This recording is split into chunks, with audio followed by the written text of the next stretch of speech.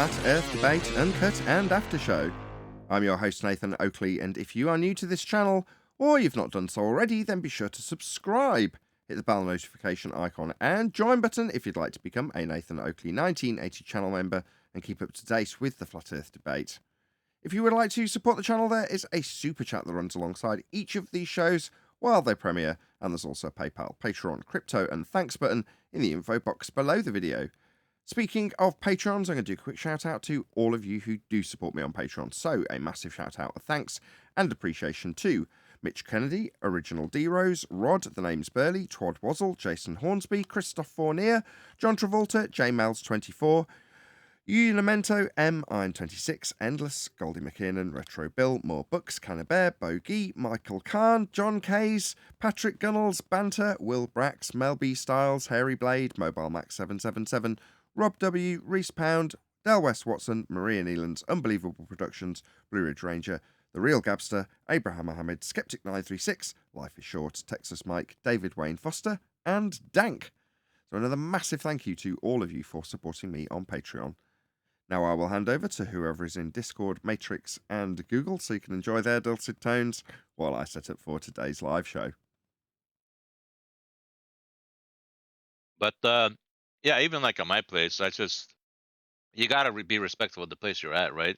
And you gotta respect the elders, and you just gotta, and you also still gotta love them. You know what I mean? So we just be a light, right? No matter where we are, we just be a light wherever we are, No. right? Is he still mad about that? Yeah, apparently you're not allowed to mention it on his show, so there we are. It's the end of that. Morning, Nathan. Hey, Nathan. Morning. Good morning.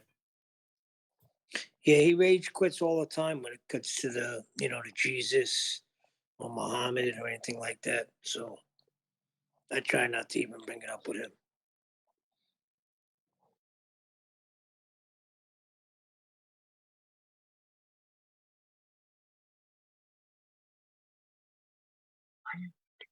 Are we talking about Arwen?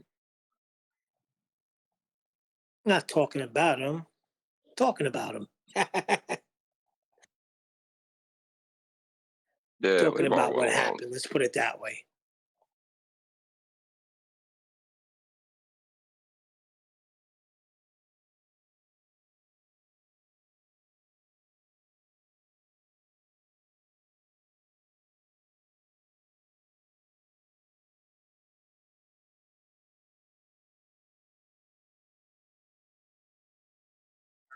What are we doing today? We're doing that video that I see. I listened to it a little bit. That would be good. Yeah, I don't know if you've already done it though, because it's got a few million views, so you may have already done that one. I don't know. I don't remember doing that one. He's right away with Pythagoras and all of those guys. Shadows and Wells at Cyrene. Yeah, Oh, he's everybody knew proving it a was a flat sphere Earth, huh? 2,000 years ago. Sorry, John. What? I said, so he goes right to proving that the Earth's flat, like right out the gate, huh? Yeah, basically. But they have no understanding of that. That's what's got to get through.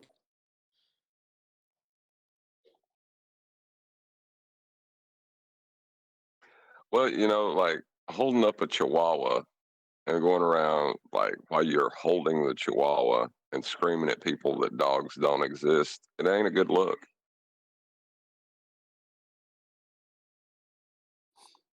I don't think it's as obvious to them.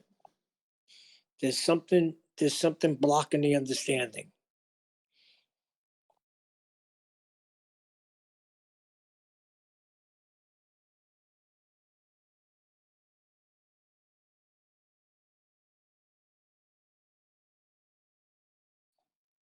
I'll give you for instance. When you lay down, everything you lay down. How everything started from a flat plane. Very understandable. I understand it. So what stops others from understanding it?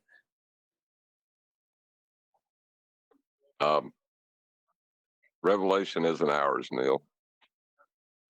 It's not on us. All we got to do is disseminate the information. John, that's not a revelation, John. That's not a revelation. That's something laid out, black and white, plain to see. Easy to understand. when you look at the whole thing. It's not a revelation. So is God. God's in everything you see, just about. Like, but some people That's don't understand it. That it's not on us to make them. It's just us to speak the truth. I'm not trying to make anything. I'm just trying to understand what stops them when everything is plain to see. Now, God is a revelation. Without the Holy Spirit, you're not going to understand anything about the Bible. You're just going to look at it as a book, a historical book at that. And Jesus is just a man. That's divine. That's going to have to be supernatural opening up of your understanding. But not this. Hold on, God is not plain to see in creation.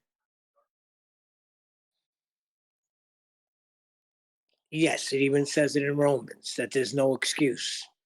I'm strictly talking Right. salvation issue, because you could believe in Creator, and many do here, but don't believe in the Son. Come on, you see that all over flat Earth. Right. I don't want to go into that part of it. That's different. But there's people that don't believe in God. I don't even know how to say it now. Like, it's not a believe, or it's not an agree, disagree proposition. I know what you're saying. Creation is black and white also. You see, there's a creator. You look around, you know that this has to be created. I understand what you're saying.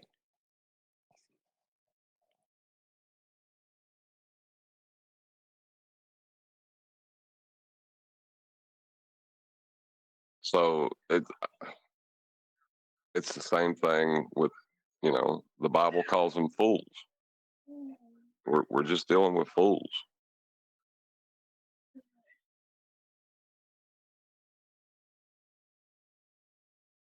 You missed QE yesterday, breaking down certain portions of scripture about the second coming, the end times. Pretty interesting. Did he talk about the Great Delusion? I don't know if we got that far. We got into the war of the Psalm 83 war. He was breaking down what that is, where that is going to be. No, we didn't get into the Great Delusion. He was trying to explain that. What's that? Before that war can take place, they're going to have to tear down the mosque that stands at the Temple Mount. Well, That's that going to cause a happens. I war. think that happens after. That's not the end war. The QE's going to have to break it down for you. There's a reason for the whole thing. That's what he was trying to say. Because him and Betty were going at it the day before. She has different beliefs, talking about the hidden ones and taking away of the church before the wrath of God is spilled out. So that's how it started. And he just was breaking down certain things yesterday. And the whole thing is for the Jews to realize who Jesus is and cry out to him. That's what's going to happen. That's what it's all about. Revelation.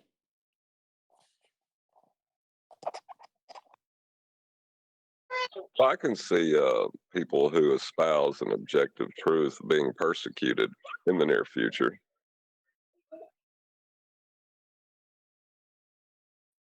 What was that? I said I can see that if people espouse an objective truth, they will be persecuted in the near future. Well, yeah, and that's the whole thing, and it has to be because it's what it says in Scripture. You gotta break it down point to point. In Zechariah, it says they will look on him whom they pierced, and they will mourn for him. That's when the recognition is there that, in I'll paraphrase, holy shoot, Jesus is Messiah.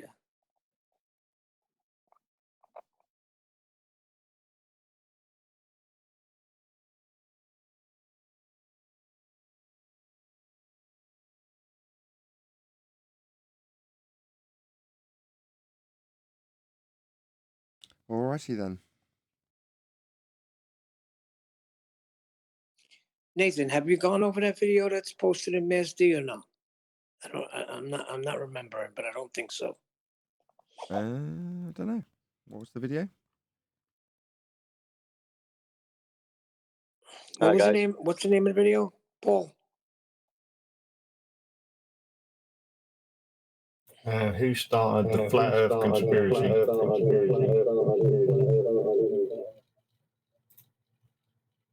I don't know.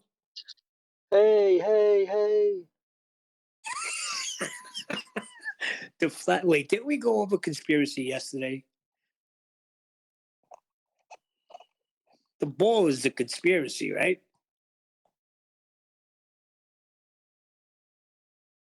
That guy almost looks like Vsauce. That's So what I I'm not thought sure it what was. Vsauce looks like anymore.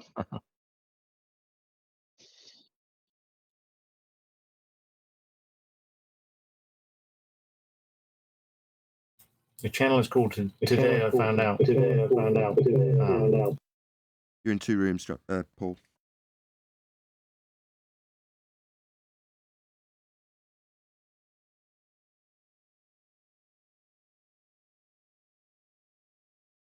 Today I found out, eh? I'm only listening to one then. Yeah, Or well, I had one of my tabs muted. So that's weird. okay. Where is it, Masturbators? Yes, I just posted it again. Oh, this guy. Simon something Stippler or something, right? I recognise that guy. Yeah, I may have viewed it before, but I don't think we've done it. The actual video. It's got a lot of hits, so that's why I picked it. Okay. Do you want to do that one, or do you want to do the one that I picked out? I don't mind either. Yeah, either, it doesn't matter. Which one did you pick out? Picked out one by a guy called Andrew Dalton, called I'm a Physicist and a Flat Earther, open brackets, skit, close brackets. Oh, either one. I don't care.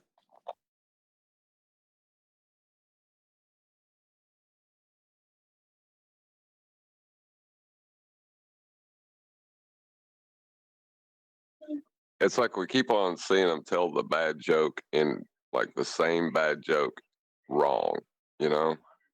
It's just over and over again.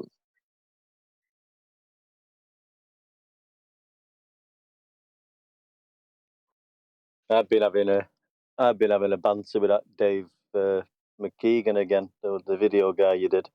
He's losing the plot as well. I've been sort of just pushing the point of latitude and the elevation angle to Polaris argument, and instead of addressing it, one of his replies was, "If you think that latitude is obtained from elevation angles to Polaris, you'll need to tell us the height of that star." Why? I know, yeah. So basically, I've not claimed a height for a star. I've told him, and now, so I said, well, I'm not claiming a height, and I don't claim you can get a height to a luminary by obtaining the Nobody elevation does. angles. I know. They don't. And They don't claim I a said, high but you, celestial navigation either. That's so ridiculous. I told him, I said, but you claim a height to the sun, don't you? So using the method you've just asked me to use, you tell me the height of your sun now, which he can't do. He's just he's coming out with some absolute belters. Like, he's just, I don't know what he's talking about. But they can't address the facts.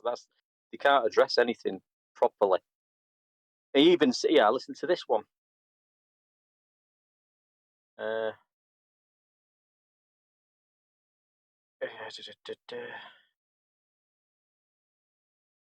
Where does he say it? Don't be surprised if he didn't delete it. They're really bad for that. Can't find that one at the moment.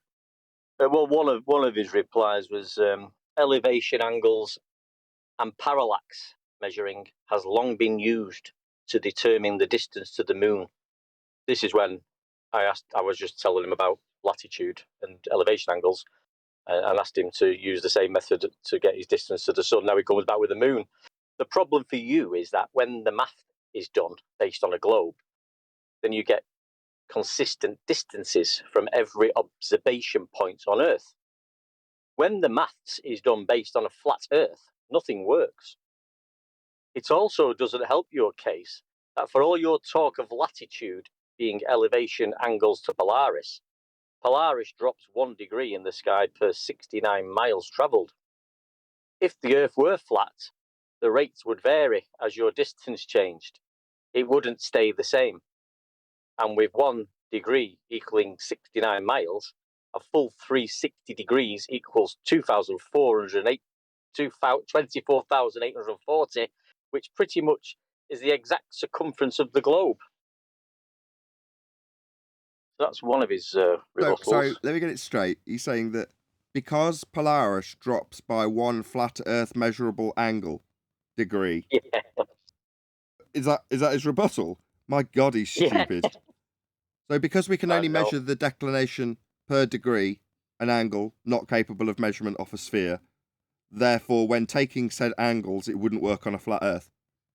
Because I can take the angles measured off a flat Earth and infer that it's the rotation of a protractor about a spherical surface that we're standing on, rather than the acquisition of a horizontal baseline to measure an angle declining towards the horizon.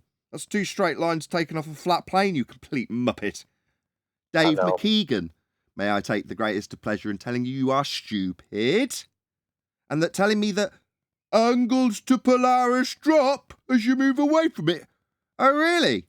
So that would be a flat Earth proof then? Because you can't get an angle from a curved surface, you complete bonehead. That angle you're talking about dropping can only take place if Earth's flat. Why are you thick? Oh, but Nathan, listen to some of this. You're going to laugh at this one. This is a bit long, but this is one of his other replies to me. I mean, you can't use elevation angles alone to measure heights on a globe because you need a triangle with a flat baseline with a known length to the GP of the object in the sky. Welcome to Flat this. Earth, Dave McGeegan, you complete idiot. So you are proving that we can only get this measurement with a flat baseline. So Dave McGeegan has quite literally proven Earth is flat with that last statement. Well done, Dave McGeegan. Welcome to Flat Earth. But then he says, but when you correct for the curved baseline of the globe into a flat one, in order to do trigonometry, you end up with an elevation angle too small to accurately measure. Confirming the sun. Hold on, let me get it straight. He's saying when you convert the angle that can only be acquired from a flat baseline into a globe, it doesn't work. Yeah. This is Dave McGeegan. This is Dave McGeegan not only proving that the acquisition of an elevation angle requires, in his own words, a flat baseline, but further to that, when you convert that only acquirable angle that's flat Earth, by necessity, it doesn't work when you insert the inference that the angle came from a curve meeting a straight line, which wouldn't be an angle. Then it doesn't work. Yes, so he's also annihilated the globe and proven that we can only do these angle measurements off a flat baseline. Well done, Dave McGeegan. Yeah. And then Earth says, is obviously, observably, and measurably flat. If you are thick and under the deluded misapprehension that Earth is spherical like Dave McGeegan, you automatically assume that all of the evidence you will uncover will direct the audience towards Earth's sphericity. However, when he reads about how a flat baseline's used and how angles, that's 2 straight lines, Dave, you stupid idiot, are used, he thinks that he's going to tell us how that's proving Earth spherical. He's a complete idiot.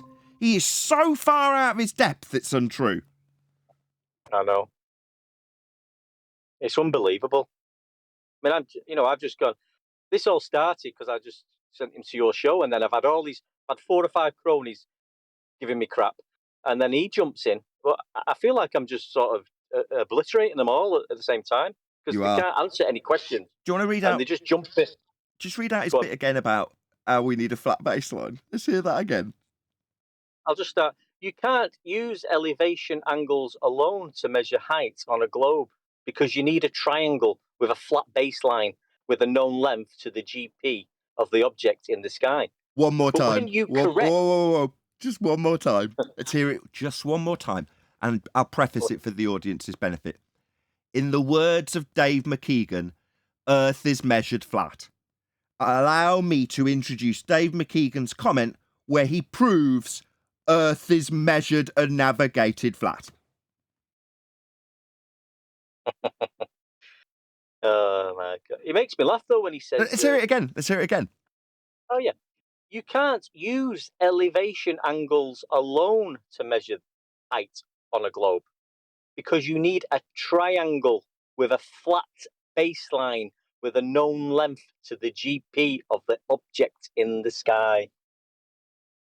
So we can't do it on a globe, and we do need a triangle. That's two straight lines. One is going to be the ground we're navigating, meeting the GP, ground position. On screen now, ladies and gentlemen, is what Dave McGeegan has described. That would be a triangle used to the GP position of a star across a flat surface. Well done, Dave McGeegan. You've proved Earth's flat. But Here this it is bit again. makes me laugh. Here's another demonstration of what Dave McGeegan has just detailed. That would be an elevation angle measurement with a triangle, and this, being the star, would have its GP at the base of this triangle. The triangle and angle measurement that you are measuring from this position is two straight lines along one which is flat. This is the ground being navigated. Flat. Has to be for a triangle, doesn't it, Dave? Well done for proving Earth's flat, Dave. This will get its own dedicated video with Dave McGeegan unequivocally proves Earth is navigated flat. That's right, Dave. You need flat angles, straight lines, flat baselines to the GP. That's right. You see, if it was on a globe, Dave, it would look like this. Yeah, you see these things here at the GP? They have to be right angles. In all three instances, in all directions from your position that you're measuring, the angles, that's two straight lines, not bent ones, Dave. That's right, you've got to have a straight baseline for this 90 degree, right, Dave, for it to be a right angle triangle? Yeah, this only functions if Earth is flat, Dave. That's right, your triangles that you described, they've got flat baselines out for thousands of miles in all directions that you're measuring in.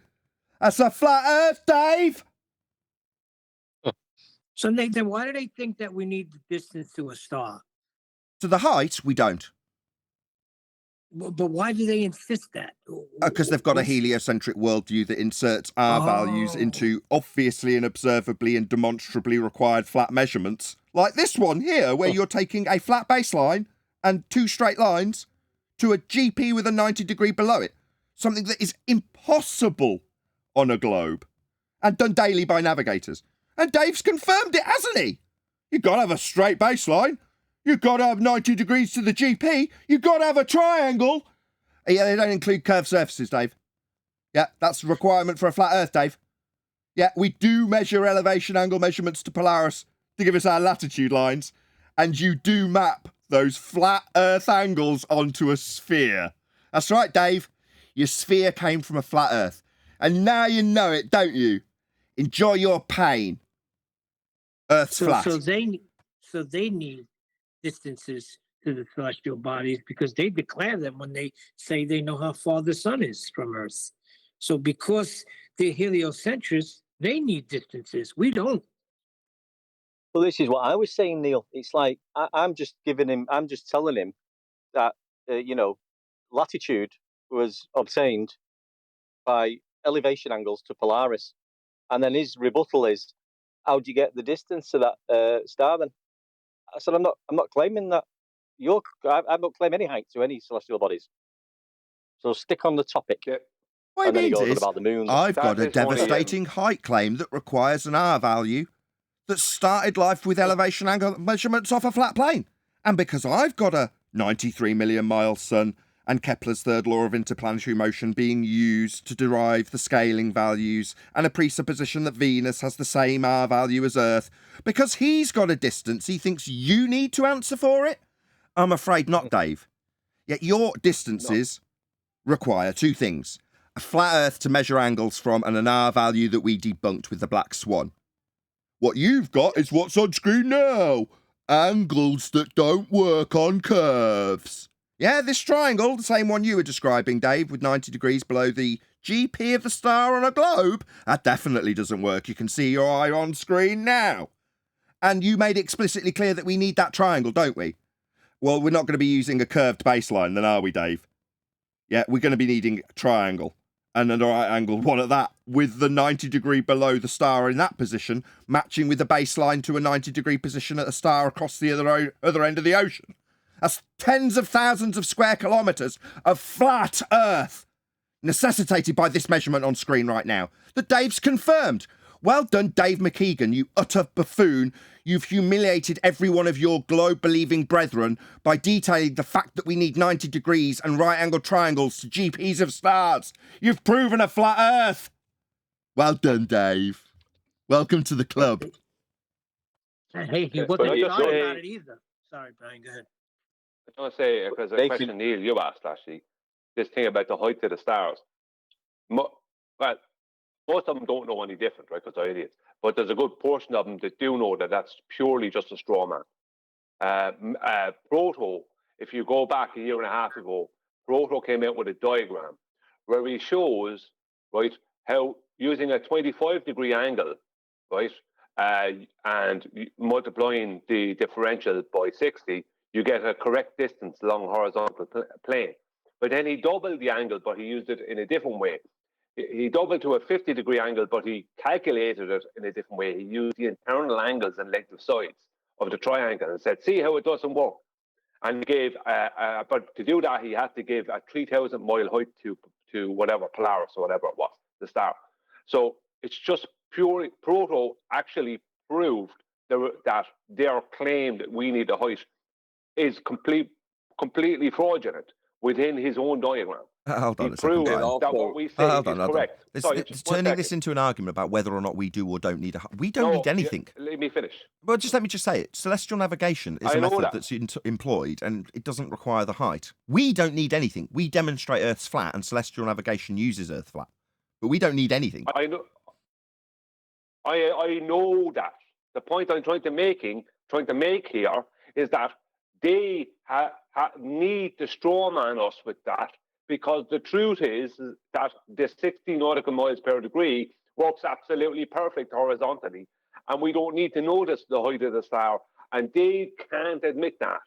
So they need to try and strawman us with, you need a height to a celestial body, and you're using internal angles and length of sides to solve for the right angle triangle, when we don't.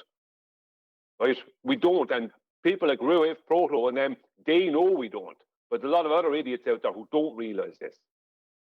But remember, their starting place is an angle at the center of their globe on an equatorial plane that they're going to measure an arc length along their surface with. That's their starting point. Their starting point is not a measurement on the surface of Earth. That's the part they have to ignore, because that's the part where we will be using two right angle triangles, and we won't be needing the height of the star, and we won't be using internal angles or length of sides, but we will get a correct distance, horizontal distance between observer and GP point of the star. They have to do that. It's a pure straw man, and they have to do it. Yeah, let me just labour the point for Dave McGeegan, though. I don't know if you can dig out the quote so we can actually put it on screen with his name next to it. That'd be wonderful if you could. Also, prop Swan Deck. Yeah, they don't know what they're up against. And you're finding that out, as I can detect when you tell me these stories of the people that you're tangling with and winning. Yeah? I've just put it in main chat, Nathan. Someone else will have to dig it out and hopefully stick it in about Master B. that proto I'll get it. Thank you. I applied that to my kitchen and proved that it wasn't flat either. Yeah, you can prove with those internal angles that you've got a spherical kitchen if you want to apply the maths in the way Protothad did. But ultimately speaking, the way it's done, the way navigation's performed, is on a flat Earth. That's a fact. Now, Dave McGeegan's quite new to this subject. And what he's found is that he's quickly propelled his way up TikTok's viewings because he's covering a subject that's got a massive interest, all directed towards anti-flat Earth. The only problem with that is if you're green, as Dave McGeegan is, you very quickly have your ass handed to you by people like DJ One Deck.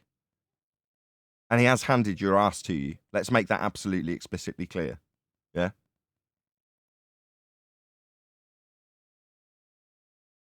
Even if he doesn't think so. I don't care what he Did he thinks not? when I trim this section out with all of the pictures of the triangle he detailed and the flat baseline he detailed on screen, directly taken from navigation textbooks. Do you think he's going to argue with me when he says, "Oh no, I still think it's curved"? Which triangle on those diagrams we just had up was curved? Numpty? Yet you're in over your head, Dave. We knew it from the moment you arrived here. Yeah? You think you're advanced and ahead of the game when in reality you haven't got the slightest idea what you're dealing with. You haven't got a clue. That's why you're walking into bear trap after bear trap. Yeah? This being one of them. You've just proved for all of the numpty globe believers who are out there doing the same thing you do, but with a few more people listening to you, the Earth's flat. You've just proven it with that comment. Bring it up. Yeah, Adam. Yeah, he's not keeping up with the flat Earth debate, that's for sure. So well done, Dave. Yeah, next time tread carefully.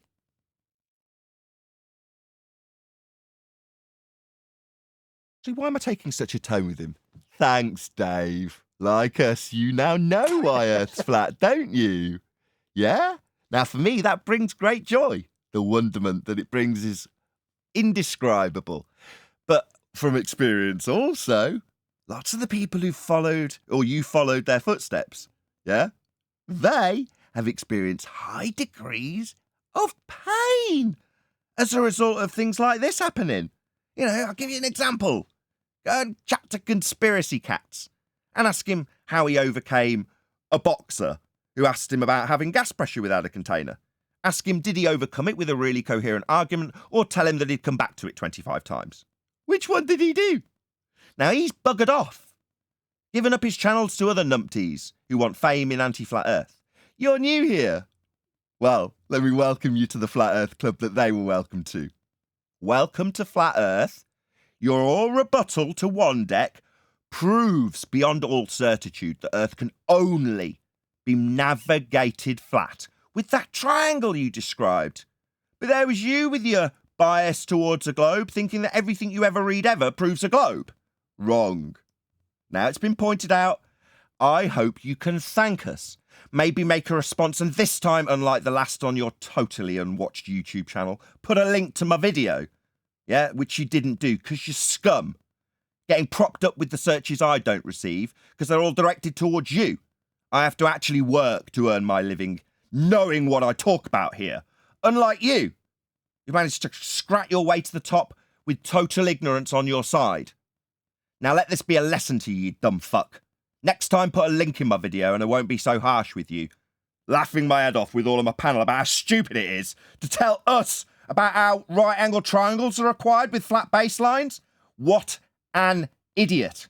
Had you put my link in like I demanded, I might not be so harsh. I might not hold you up as the poster child for proving a flat Earth as a globe believer that you've now become. Yeah, you'll get the same treatment as Cats and Ruhif, even though you're new. Next time, tread a bit more lightly in a subject you haven't got a clue about. Believe me, you have not, as demonstrated here by One Deck.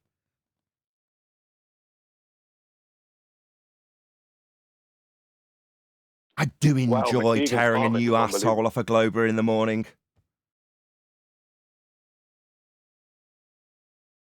Sorry, I thought you were stopped talking.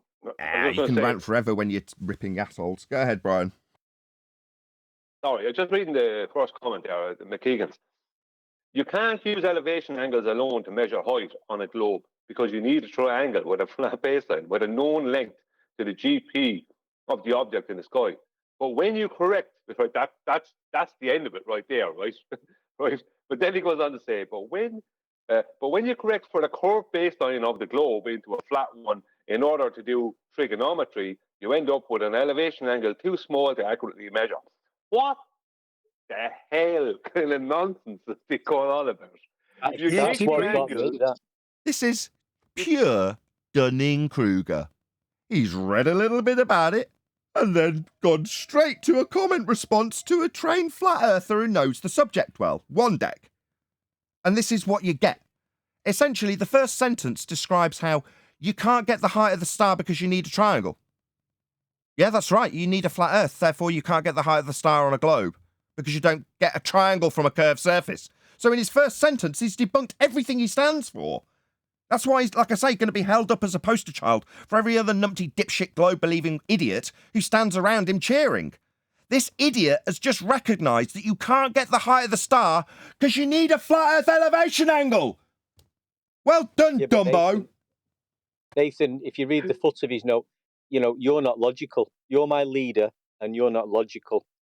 That's why you're getting it wrong.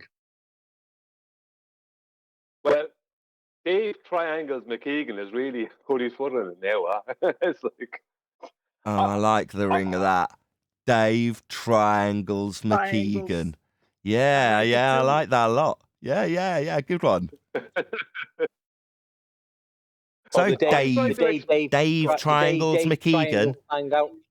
Go on, sorry, one day. It's your glory. You should be taking it more than I should.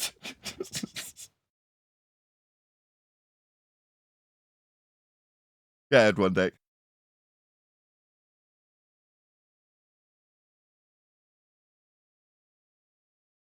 Or Don't be don't. shy. It could be the end of the conversation. Fun though it is, it's up to you. I tried to have and one deck will attest to this. 'Cause I think one deck had the same conversation with him. I tried to tell Dave McGeegan, explain to him what the dip correction was, and no way would he accept what I was saying. No way would he accept. I tried to explain to him how what he's trying to claim that the dip is the dip to a globe's horizon, right? That is actually would be refracted, and even if it doesn't really matter because it's all happening below No the surface way. level. No way. What you're Yeah. telling me is, in that discussion, he was having the same trouble Ruth with his, which is to say that he's trying to claim he understands dip correction to a physical geometric sphere edge tangent point horizon. And you're trying to explain to him, no, Dumbo, since 2020, we've been told that that doesn't exist. It can't be seen. And what, don't we understand refraction? Yeah? Is that a bit of a problem for you, Dave, when you need a tangent point? Yeah, like I referred you to cats for gas pressure without a container, troublesome sleepless nights. You can also go to Ruhith to ask him how his geometric tangent point horizon's working out and how they affect his sleep. Yeah?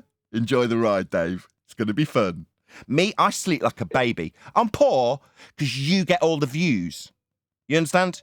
You have all searches directed towards you with your total lack of understanding. So I actually have to work for a living on YouTube? You don't have to. Yeah, that's why I got pissed when you didn't put my link in your video response to your shitty YouTube channel that no one subscribes to. Well, he actually was trying to use the maths for how the baseline of the dip correction, how the line from the observer's eye to the horizon, how that would be to a geometric horizon. And even when I pointed out to him, no, your model states that the horizon is always refracted. So you no such thing as a geometric horizon. You can't see this geometric horizon. It's only in the maths. He then didn't understand what I meant by the fact that the horizon would be then changing in elevation all the time in accordance with the water underneath the boat. He tried to argue against that. I tried to explain to him how it's a depression angle correction, and he was trying to use but the line comes up to the eye. I said it doesn't matter whether you bring the vertex down or bring the line up. The depression angle correction is the same correction, so based on the height of the observer's eye above the water underneath our boat. I went through it and through it and through it. He just couldn't understand it. He just couldn't get it. Brian, but once they start talking about triangles and using a flat baseline, isn't it over right there? Yeah, to the point where the ones who recognised how over it is, Neil, said don't mention 90. Shh, don't mention 90. How Well, he about that wasn't guy? even- Was he talking to you and Chewy when he said he'll give you the flat plane?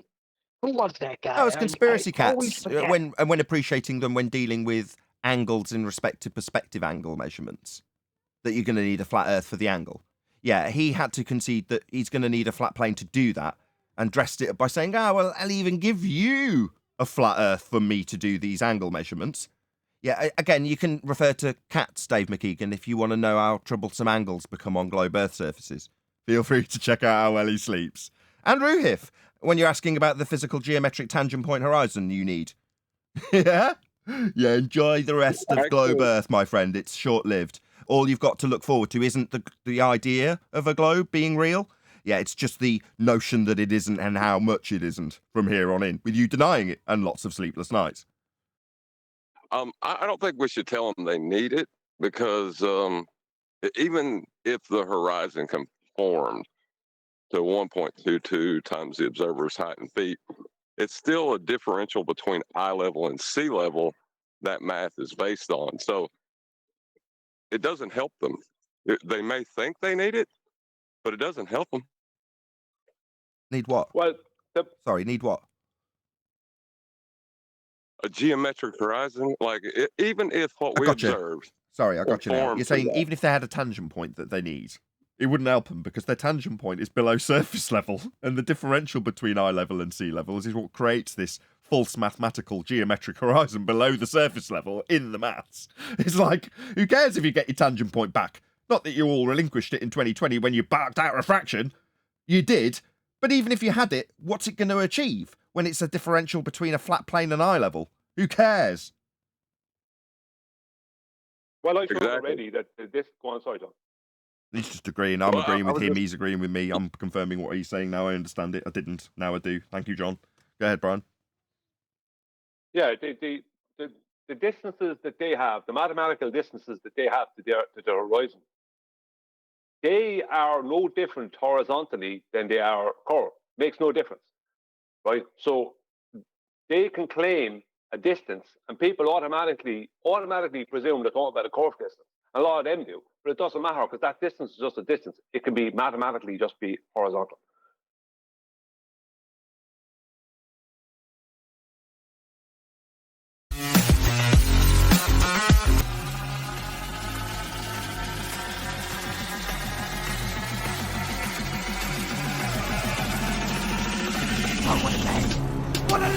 Welcome. Flat Earth Debate live. I'm your host, Nathan Oakley, and if you are new to this channel, or you've not done so already, then be sure to subscribe, hit the bell notification icon, and join button if you'd like to become a Nathan Oakley 1980 channel member and keep up to date with the Flat Earth Debate. If you would like to support the channel, there is a super chat that runs alongside each of these shows while they are live, and there's also a PayPal, Patreon, crypto, and thanks button in the info box below the video. Most importantly, if you'd like to join the discussion, simply mute the page you are currently watching, then click the link in the info box below this video to join the panel and express your views on the nature of Earth. If you do join, please don't swear. If you do, you'll be ejected, and if you are, please don't try to rejoin the stream using sock accounts.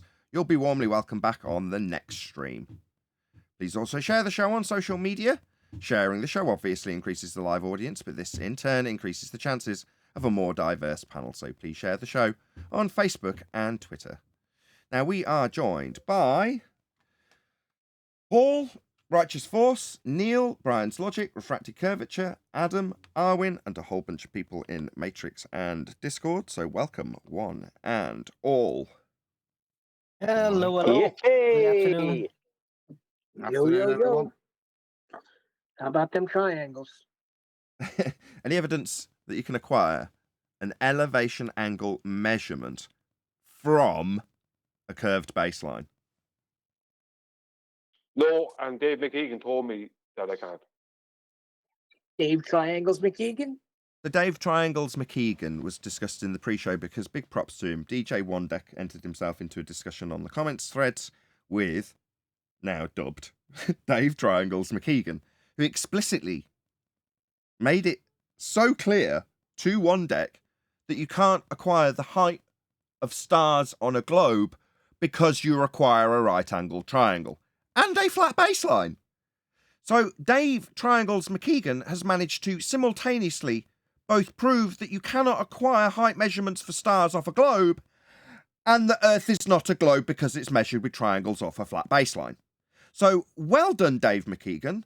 I'll trim that pre-show out and label it Dave McGeegan's roast debunks globe Earth proves flat, or something more catchy.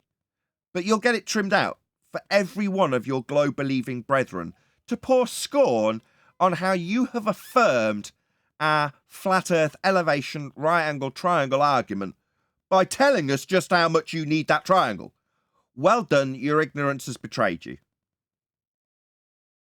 Shout out to Jardo. Really appreciate the super chat. Says, just spoke to Dave McGeegan. Oh, it gets better. Now he's a confirmed flat earther. He wants to know when he can learn our secret handshake. That sounds like an ad hominem attack from a man who's just literally proved our point with comments that detail explicitly how triangles are used and can't be used off curved surfaces. Yeah, I kid you not. If you're a member, you've got to check out today's pre-show. I don't know when it'll come out. Next Monday, I believe. If you're a non-member on my second channel, subscribe today. Links are in the info box. So you don't have to be a member to watch the Uncut and After show. So go and subscribe to my second channel and you get it for free a few days later. Also, woohoo! This channel hit 25,000 subscribers. I'm elated. Now, normally when I hit a decent number or a milestone number, people immediately go and unsubscribe. Well, I don't care. We've hit the number. We'll hit it again. This show shows growth. And this is the growth that I'm so elated to share with you because it's a milestone number for me. 25,000 back in the days of YouTube, given that I've been doing it for about 15 years or however long I've been doing it, a long time, used to be a number that they would dangle in front of you for how many subs you should have to do certain things. For instance, for example, and for instance in one word. For instance, when YouTube live streaming was introduced to mobile phone users, the people who got the beta, the test platform, were the people with 25,000 plus subscribers. Live streaming itself was first offered to people with 25,000 or more subscribers. YouTube memberships initially were only offered to people with more than 25,000 YouTube subscribers. So while that isn't the case now, and any old Joe Blogs public, because they've rolled it out from beta to the public, can live stream off their phone, but it wasn't always the case. You had to have a certain number of subscribers to do these things. So for me, I've always wanted to have YouTube memberships, have a decent audience, which is what it's significant of, and reaching 25,000 subscribers is a big milestone for me. So I'm so pleased. Thank you, everybody who shares these shows, because that's how the subscriber numbers go up as a result of you sharing the show. So I'm so grateful to everyone who shares these shows. It does mean a lot to me. And indeed, memberships, which is what you would have got before, we have now anyway, thanks to it rolling out to more than people who've just got 25,000 subscribers. So Gordzilla's just gifted a load of those memberships out. So also shout out to Gordzilla37. Sorry, guys, on all the different panels for my lengthy shout out, but as you can probably tell from the tone in my voice, I'm extremely, extremely made up that we've reached this milestone. Come on, then. You know that now Congratulations, that very Nathan, before we you made an announcement. Hold on. You made an announcement now. You know that now the trolls have waited for their ultimate opportunity, and then they'll subscribe like a couple of hundred so that you'll be under that border again. Remember how that used to happen? Yeah, I don't care. That's harder for them to do now. But stuff then. Nathan, well done. Congratulations, mate. That is an achievement. Yeah, I was moaning about it in the pre-show. I was like, because I gave Dave McGeegan, who's very green to this subject, let's be honest, more of a hard time than he potentially deserves for his Dunning-Kruger ignorance and confessions that we need a corrupt triangle, because he didn't put a link in my video. He made a response on YouTube, and frankly, again, I don't care that he's got a very limited number of subscribers on YouTube. He's not popular here. It doesn't matter. He didn't put a link. So he's responded and not shared the YouTube algorithmic love that we don't get. Well, what a scummy move. Well, you're going to pay for that, Dave, because you're now Dave Triangles McGeegan, proving Earth's flat and debunking the measurement to the height of the stars with triangles, because they can't take place on curved surfaces.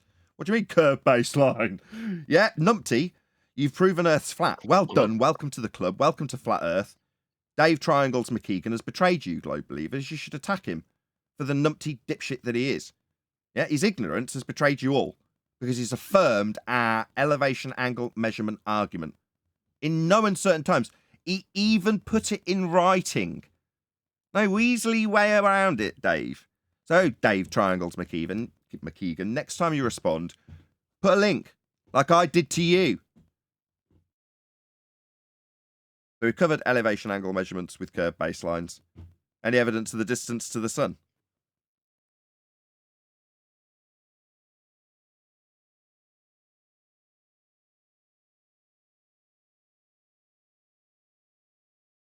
That would be a no.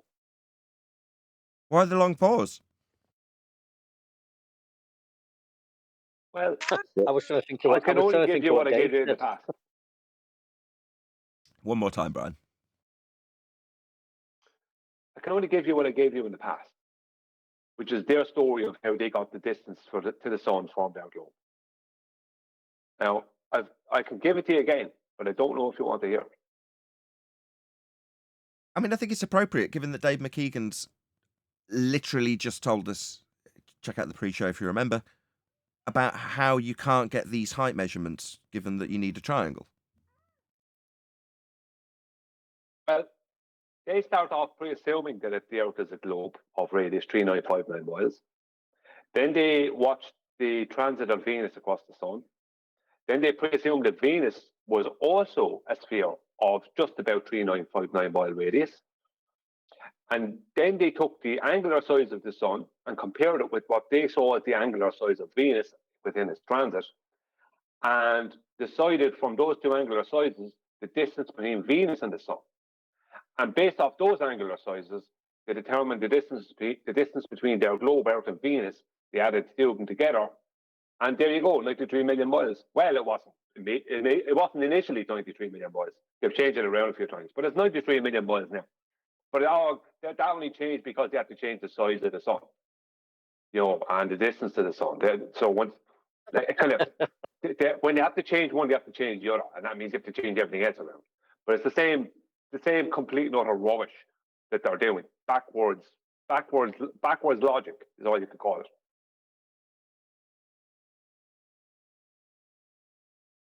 Okay, so we have actually got a couple of different choices of videos that we can cover today. Now I've done a couple of housekeeping questions. We're not going to rehash Dave McGeegan.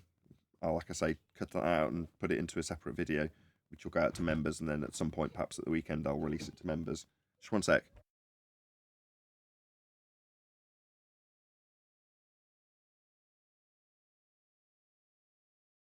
Can you talk among yourselves for a second, guys? Blah, de blah, de Okay. blah, blah. Brian, I did understand what you were saying before, but I was just saying, isn't it over once they start talking about triangles and flat baselines? I mean, the game is over. Yeah, but at the time, he didn't understand that you needed a horizontal baseline. Does he even He was understand arguing now? against that. Well, he supposedly does. Not from the likes of what one deck just shared with us. This Well, much? I don't know. Yeah, well, I If mean, you what can you do? Go on, John. I was going to say, if you understand that you need Earth to be a flat baseline for dip correction or elevation angles, and you're still arguing for a globe, it's like akin to a chicken with its head cut off still running around. Yeah, it's pointless, isn't it? Well, why would you do that? Why would you just state that as a fact and then carry on as if it's still a globe? It's crazy. Yeah, it It's must be the insane, isn't it? autonomic nervous system. It's so fucking like ingrained. No swearing. It's the autonomic nervous system. Oh, sorry. And stepped away for a But yeah. second. It's not like you, John. Very out of character. I was just going to say, John, mind you. Oh, John is Like the the least first time potty I've mouth. ever One of the cussed on least air. potty mouthed of all of us. That was a bit of a shock to just sit down to that. There we go. Right. And then I'm going to do a straw poll in the audience, but we'll ask your opinion because we've got two videos that we can potentially cover. So I'm just going to take a vote from the audience rather than... we got Simon Whistler, I think his name is, on the Today I Found Out channel. And he's covering who started the flat earth conspiracy theory, how many believe this, and what do they believe. Very catchy title. Or we've got I'm a flat earth physicist and I'm a physicist and flat earther, which is a skit by Andrew Dotson. So I think we'll ascribe arbitrarily a number 1 to Andrew Dotson's video, which is I'm a physicist and a flat earther, which is a little sarcastic skit, which is actually one that I've picked. It's the first one I've actually watched today. Admittedly, it's not something I've got in the back of my, arsenal of videos to cover. I just literally picked it almost at random today when it came up on one of my feeds. But that's one I've actually watched, so I'm not green to that one. Or this one that I am completely green to that was shared with us by Paul, which is obviously a lot more mainstream. It's got a lot more, maybe 10 times the amount of subscribers. So yeah, we can do either or. Just let us one for I've forgotten his name already, bloody hell. The physicist guy, Andrew, and 2 for Simon, which is today I found out. So just let us know from the chat. I'll check in a moment and see who's there. Hey, Quantum Eraser. You got more than 2 choices. What am I, chopped liver? Sorry, there's only 2 videos to pick from. What did I just say? You got more than 2. There's millions of views and millions of videos published to YouTube daily. Well, I don't really understand. I posted it at Ballbusters. What's the problem here? So Johnny Come Lately arrives and tells us that a video he's posted in a feed that we're not necessarily looking at should be our priority. Is that what's going on here? Number one, I'm not Johnny Come Lately. Number 2, in a feed you're not supposed to be looking at, it's Ballbusters. Paul, are you there? You're hearing it third party now. It was you 2 days ago. Now it's John doing it. Can you understand my frustration? You should be looking at another feed, says Quantum Eraser. Should I? Right, okay. Thank you for that. I'll go and look now. And Nathan, you didn't read my feed. Yeah, I'll start with you on that ordeal later, Arwin.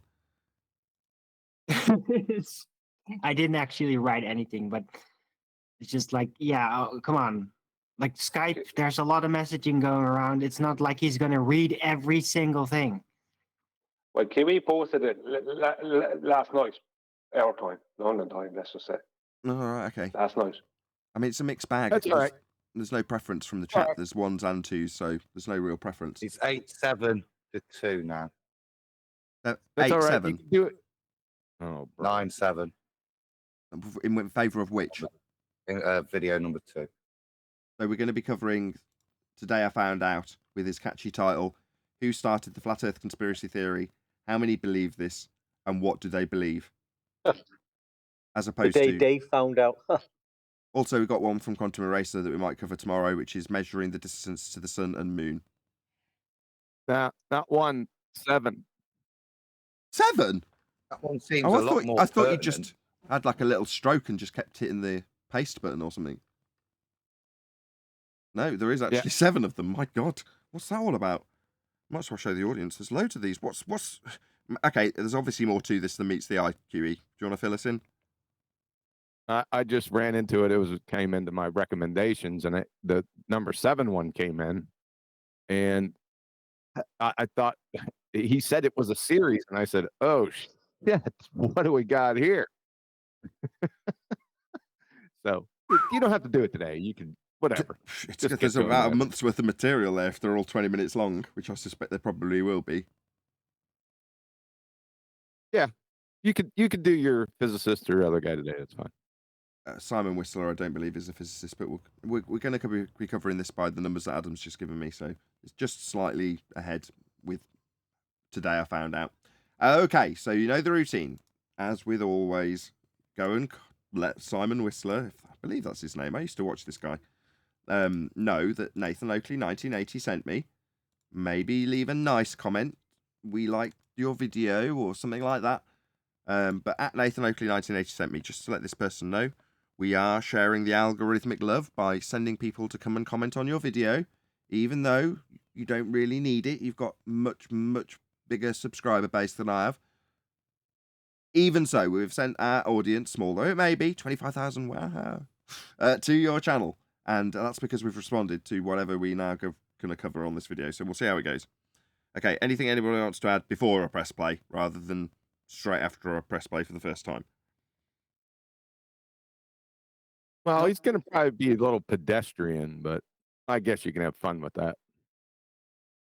Guys, today's episode was an absolute beast to make, and it is truly possible because of sponsors like Dollar Shave Club. If you want to support us, Dollar Shave Club is one of the best ways to do that, and you can do it store and cheap razor, the expensive razor, $5 each. If that I got that replaced, and so I wanted to get started with Dollar Shave Club and support today. I don't care about your gross razors.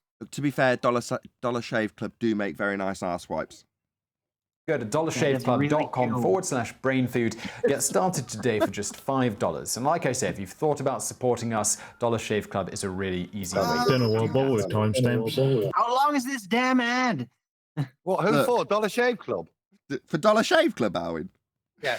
You ever been to Dollar Shave Club? Because they make. I've never heard of Dollar Shave Club. Now all I can think about is Dollar Shave Club.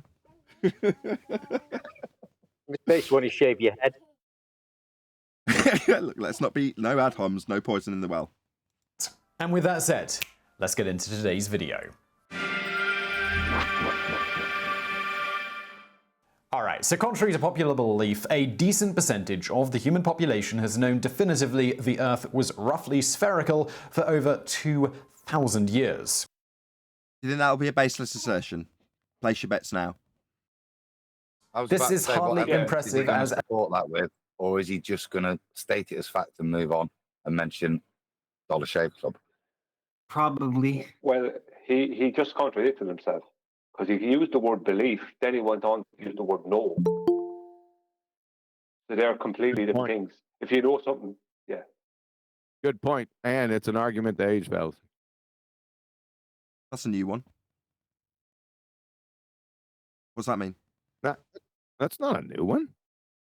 Maybe I misheard what you just said. Eggshells, did you say? No, I said argument to age fallacy. Oh, I thought my hearing. Got my youngest in. My wife's held hostage on a phone call. So when I stepped away, I was yelling at her, going, "What's going on? Why are the kids going nuts?" And she's being held hostage by a client on a phone call. So my youngest is in the room with us. As we noted in our Brain Food Show podcast, which you should also check out, bees also use this fact in their own absurdly fascinating navigation and in communicating directions to other bees. As for humans, we took a little longer to realize this, with Pythagoras from the 6th century BC, generally credited with being the first known person to have suggested a spherical Earth, though the idea didn't exactly catch on at that point. Why would it be an idea? Why would Pythagoras, a man famed with triangles, be only offering up this as a suggestion at this stage when there's been masses of people that tell us that we've known explicitly for thousands of years? Now, he's now telling us in a seemingly vague, I'm being honest about the fact that people didn't automatically accept that the Earth was spherical. So, I mean, why do we get these contradictory stories coming from their origins? In some instances, it's been known for thousands of years. You'd be stupid and a caveman if you didn't. Whereas this guy's saying they didn't automatically accept the idea. Idea? Belief? What? Well, these are strange words, not often used by globe believers. Well, Have you been cited bees? Have I genuinely heard that bees? Yes. How many bees did he ask? Did he just ask the queen bee how they did it, or how the? Did he give any? I must have missed that, but did he specify why bees is a valid thing? No, it came after a baseless assertion about the Earth being spherical. And then he talked about bees. That's correct. He made a complete non sequitur backed by zero evidence, Adam. Yes. Yeah, just bees, man. Bees. He also... Plus he says said like... Pythagoras. Sorry, Brian. One. You go one day. I was saying, plus he says like, oh, it took a while for this to catch on. Now, that's just sort of like saying it took a while for the people to be brainwashed, because obviously, if there's evidence of something and proof, it doesn't have to catch on. It's just plain and simple, black and white. It doesn't need to be caught on. Yeah, I agree with that. And the point I was going to make is he brought up Pythagoras. Pythagoras never claimed anything about the Earth being a globe. Pythagoras, what he was an extension of Chaldean and Babylonian geometry and mathematics. That's what he was. He never claimed that about. Maybe people after him claimed it, but he never claimed that about the Earth being a sphere. He liked the geometry of a sphere because he loved geometry. He loved numbers. He loved anything to do with that. But there was a whole famous school for- based on him after that, and they might have gone for glow belief. But not him. What he's famous for is the solving of the right triangle. Sorry, okay. No, isn't it incumbent upon him to show evidence of that? Aristotle, 4th century BC, agreed and supported the hypothesis with observations such as that the southern constellations rise higher in the sky when a person travels south. He also noted that during a lunar eclipse, the Earth's shadow is round. Much more definitively, the 3rd century BC head librarian of the Library of Alexandria, Aristotle. He didn't even give a hypothesis. What the hell's wrong with that dude? He said a lot of key words there, didn't he? Yes, he did. Good morning, guys. Morning, Chocolate. Got to check your Skype for goodness sakes. And good morning. We might need to go back to the first sentence that he said there, Nathan, and pick out all the keywords because, like, there's like 3 or 4 words there that need to be disseminated. Dissected. I'm still not over bees, guys. I'm just reading now. There's nothing about bees. Oh, God, this is kicking off great. Obviously, Nathan, we're not here at the minute. Does mention 2000 BC. Built on their idea. Bees prove globe now? What did I miss?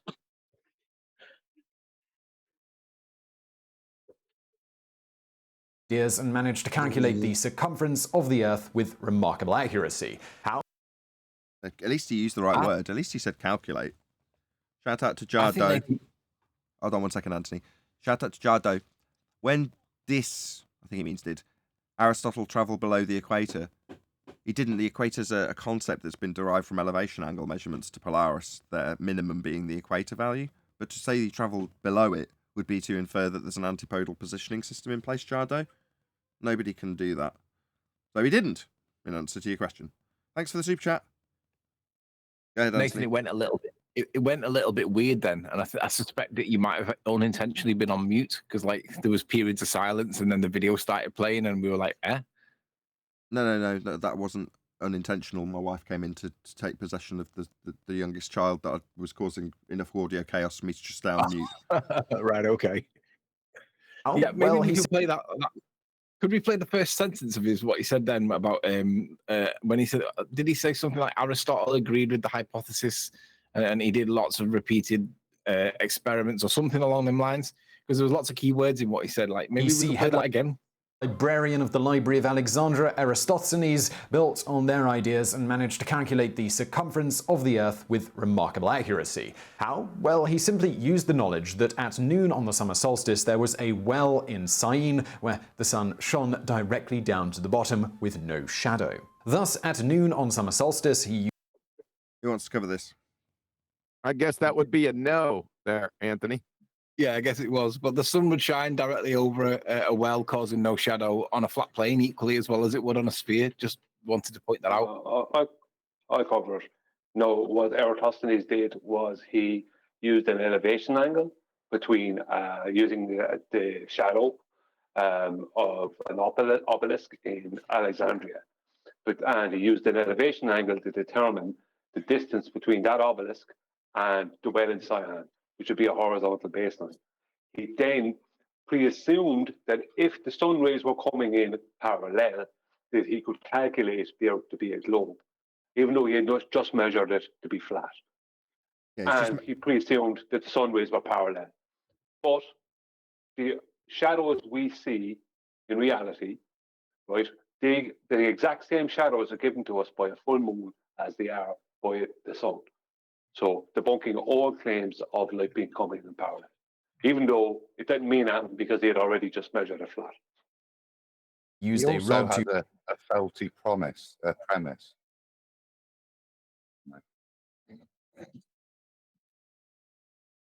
Yeah. No, sorry, I didn't know if you was talking there and I cut over. When he does this, he says there's 2 options. It's either a close, local, small sun or a large, distant sun. And this was the point of it, to differentiate that as well. Except we have a bad moon shadow. This is the point where I want to ask, like, it's a bit of a rhetorical question, but it's got a genuine backbone to it. You know how we often state that they can calculate anything in the maths? They just make the maths fit the solution, and then hey, you get an answer, and then all of a sudden you reaffirm that mathematics, and then all of a sudden it's a ball. They calculate it into a ball, right? You know when they say things like, how far away is the sun? And then we never answer it because, like, if the minute you put a number to it, you're making a claim, right? And then no matter how you word it, like, they just want to attack that claim because you made the claim. This is where, when we talk about the sun in this topic and triangles, I always think to myself, this is the bit where if you applied a different set of maths, the sun's probably going to end up being 39.59 miles away. So, like, the radius of the Earth would be equal to the distance to the sun or the height above the Earth on a flat plane. You just got to work out the maths to it. But it wouldn't surprise me if it ended up being 39.59. Reasons. Just bear that in mind. Well, Brian... Can I make the point now? Yeah. Sorry. Okay, so Eratosthenes' claim was that it could either be on a ball, big and far away, or on a flat plane, close and small. Now he does this and he makes the assumption, and we follow that the sun is big and far away and we're on a ball. However, as we found with the sundials, the moon dial gives exactly the same readings. Now, it's not to say it proves either, but it proves, what it does prove is that his logic was faulty in his reasoning, because what we've now got is a big, far away sun, but also a close, local, small moon. So the point of distinguishment he was supposed to be making is negated by the bad moon shadow. So it makes it, that's what debunks Eratosthenes, his initial logic and point of differentiation, that it's either on a ball and big and far away, or on a flat plane, local and small. So the bad moon shadow destroys that initial premise for him to make the distinction. Done. Exactly, because they can't make the claim. I do have I've read it before, but I've got a poem exactly on this topic with the maths involved, if you want to hear it. The poem? Yeah, I've read it before, but it just explains how he did it. Yeah, but if we're going to do a poem, I just want to prompt everyone to go on mute. Go ahead, One Deck. It's called The Greeks Play Tricks. It was way, way back in 200 BC that a Greek measured Earth using mathematical trickery. So here it is. I'll explain what he did by measuring angles using shadows and sticks. He presumed in one location at the zenith of a well, he had sunlight coming down straight and parallel. In another location, 500 stadia away, a stadia for ease is a mile, we'll say, he again measured the angle of the sun. Whoops, I'll just explain what he's done. He just measured an angle using the surface of Earth. But you can't measure angles by using a curve. This is point 1, proving Earth is flat. But we don't want to get hung up on that. The angle he measured, 500 stadia away, was 7.2 degrees, we'll just say. Right then, what next? What do? We just need to presume Earth a sphere of 360 degrees here. Then divide 360 by 7.2, that gives us 50. Now what do? He times that 50 by stadia 500, which equals 25,100, giving us supposed Earth's circumference. So this is how the Greeks measured a sphere, using straight line angle measurements. Oh dear, oh dear. It's surprising what mathematics can do when you sprinkle on some wizardry and trickery too. Fantastic. Thank you very much, One Deck. Brilliant. Nice. That was the guy who just handed Dave McGeegan his own ass. Also, shout out to everyone who shared the show. We're 100 people watching already, which is absolutely fantastic. So please share the show if you've not done so already. Really appreciate your support. Thank you, everyone who's already shared. One Deck, you are a lyrical murderer, my friend. Good stuff. Of the shadow made in Alexandria and found it to be about 7 degrees or about 1/50th of a circle. With this information, he now just needed to know the exact distance between Syene and Alexandria to get... When he says degrees of a circle, just go back to his diagram. This is where the do-si-do takes place, really, because what he's describing is the circle of a protractor placed at the centre of the sphere Earth. That's why he's got it marked here, centre of Earth. Why is the angle going to the centre of a presupposed spherical Earth? Well, because the angle, as just detailed in the poem by Wandek, is an angle measurement off a flat baseline. That's what the angle actually is. But if you haven't got a flat baseline to use, you can take that angle to the centre of a presupposed spherical Earth. Then the angle is actually originating at the centre at something that we describe as the equatorial plane, and is what will be superimposed over the top of a globe with the dome of the heavens superimposed over the top of that, meaning that the angle measurement is always going to come from the centre of Earth at the equatorial flat plane. Now, when he details, as I say, the angle being in reference to a circle, it's the do-si-do from surface level angle measurements with things like sextants, or in this case sticks and shadows, to a protractor turning at the centre of a presupposed spherical Earth, depicted here with centre of Earth. Why do you need that? You're not standing there. Why are we assuming it's a spherical surface? Well, Adam's gone over the bad moon shadow in terms of the logic applied, and it doesn't comport with the fact that the moon produces the exact same result on a moon dial as you get out of a sundial, meaning that the inference that we have a distant sun and a slightly closer moon, just coincidentally looking the same apparent size, is immediately debunked. The logic doesn't stack up. If you can show something else that eradicates that use of logic when presupposing Earth's a sphere, which it is, and eradicating the angles taken off a flat plane, which it is. So this is riddled. Anything else anyone wants to add before I move back on? Yeah, you said presupposing Earth's a sphere, which it is. You just said that a moment ago. It's not a sphere. No, presupposing that it's a sphere. It is a presupposition, not it is a sphere. It is a begging the question fallacy, is what I mean when I say it is. It is presupposing it. In Alexandria, and found it to be about 7 degrees, or about 1/50th of a circle. With this information, he now just needed to know the exact distance between Syene and Alexandria to get the circumference of the Earth. What, the flat baseline horizontal distance? Yeah, that'll need a flat Earth too, won't it? About 50 times the distance between Syene and Alexandria. He hired a survey crew, known as Bemetists, to measure the distance, which... How did they do that? Do you want to take us through the details of how they measured the distance? Because we've had a survey crew, 200 to 300 years BC. I'd like to see that survey. Yeah, we'd like that backed by some evidence, please. 3 camels and a load of rope. But ultimately, in terms of the current... From Alexandria to Syene, just look at it on the map. That's all of Egypt. And how mountains, rivers, how what they could have done, but worked out their elevation angle to Polaris.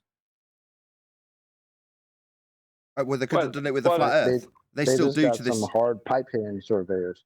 I was going to say, we've talked to surveyors today who make it explicitly clear, even if they're geodesic surveyors. They'll tell us all about how they're referencing horizontal. Flatsoid recently had one on a show. Made it explicitly clear, all of the height differentials are ignored when we're getting horizontal distance measurements. There's no elevation taken into account whatsoever. Now, he, in his description, this is the surveyor, thinks he's just ignoring the topology of the land increasing or decreasing, and doesn't recognise, when he's making this devastating declaration to Flatsoid, that simultaneously means he's ignoring any apparent claimed curvature that would also be affecting the measurement. That isn't taken into account. Well, it can have the topology raising or lowering with valleys and hills ignored if you're getting a horizontal distance on a flat plane, and it'll be correct. You cannot if Earth's falling away 8 inches per mile squared. But that's not how we measure Earth. It's not how we map Earth. If you go to Google Earth and draw out an elevation profile, that's what it'll show. Earth is flat. 5,000 stadia. He then concluded that the Earth must be about 250,000 stadia around. Why? When you've just taken a horizontal measurement distance and you've taken angle measurements off a flat plane, why would you then completely destroy the angle measurements that you've taken by claiming that Earth is therefore a sphere. It makes no logical sense. Depending on which stadium measurement he was using. 1 second. Some years ago there, I looked at the Flat Earth Society website, right? And they have a thing up there on their website about Eratosthenes. And it's one of the things they have on their website that actually makes some sense. And they show that through what he actually did, that he would have only measured a portion of a longitude line, horizontal longitude line. He actually measured part of the diameter of basically part of the diameter of a flat plane. If we take the latitude and longitude grid in as it is naturally, which is a flat grid.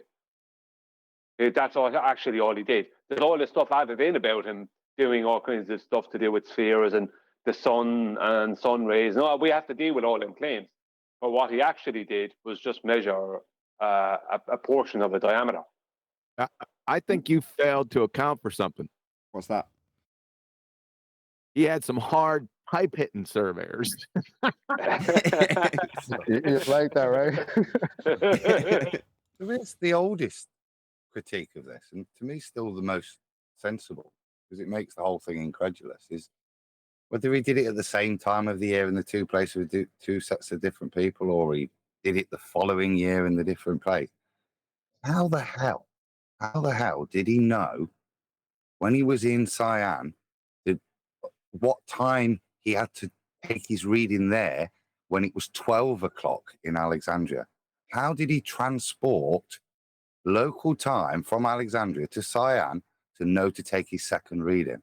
It's a complete impossibility at the time. Messenger pigeon? Well, do you get me? How do you transport local time if you don't know where the places are and how far apart they are? Smoke signals. 500 miles. I'm with the pigeon. Stop Yeah, the pigeon. Carrier pigeon. Get me? Yep. It's Using an his impossibility I hear you, Adam. Yeah, to take the readings to draw the conclusion. You've got to know that you've got a grid system already to calculate the relative times in the first place and know the distances in the first place to calculate the relative times. It's circular logic, this. Especially if they get, according to Brian, if they're taking the distances, according to Flat Earth Society, again, this is pretty loose, but we're playing fast and loose at the moment, so it goes. Right? It sounds like they've extrapolated out the distance from flat Earth elevation angle measurements to Polaris and just utilised the difference on the grid. That would be the flat Earth grid. Let's just get nice and close to the mic. We're currently talking about the flat Earth grid that is used to develop the globe. The one that the opponents on the anti-flat Earth side don't want to talk about at the moment. Yeah, that's right. That's the latitude lines taken from elevation angle measurements off a flat Earth to give you that grid. Just wanted to make that absolutely clear that we're talking about the flat Earth grid, the one that gave you your sphere, the one that came from a flat Earth and then got wrapped around a spherical surface, the one that's measured off a flat Earth. Yeah, I just want to make that absolutely clear. Who is it? Was it Fight the Flat Earth that said it was unimportant? Fight the tight shirt himself. Really? Unimportant, irrelevant. We don't need to talk about it. We don't, do we not? Oh, well, we're going to labour on that point. We hadn't until you specifically said that you didn't want to talk about it, Craig. I mean, it was just part of our arsenal like everything else, but it wasn't laboured and named and shamed with your name on it. But according to Craig, Fight the Flat Earth, he's told us we shouldn't talk about the flat Earth proof that is the grid system used, developed by latitude measurements off a flat plane. We shouldn't be talking about that, apparently, according to Craig. Perhaps you'd like to leave, if you're a globe believer, in the comments, your feelings and thoughts about Craig explicitly making it plain that we should not talk about this flat Earth proof that was used to develop a globe belief for all of you. I just want to know how that makes you feel. As there's 120 people watching, there's obviously some globe believers amongst you who may have some feelings, some opinions, either about Dave Triangle's McGeegan, making it explicitly clear that you can't get height measurements to stars because you need flat Earth elevation angle measurements with triangles and flat baselines, or Craig Fight the Flat Earth, who's made it explicitly clear that he does not want to have anything to do with the flat Earth proof that was used to develop the globe in the form of the grid system that's flat. He doesn't want to talk. I'd like to know from you all in the comments, because this is a very interesting turn of events from the anti-flat Earth side of this argument. I think you'll all agree. It was either 1% too small or 16% too large. Many scholars think it likely he was using the Egyptian stadion, 157.5 meters, being in Egypt at the time, which would make his estimate roughly 1% too small.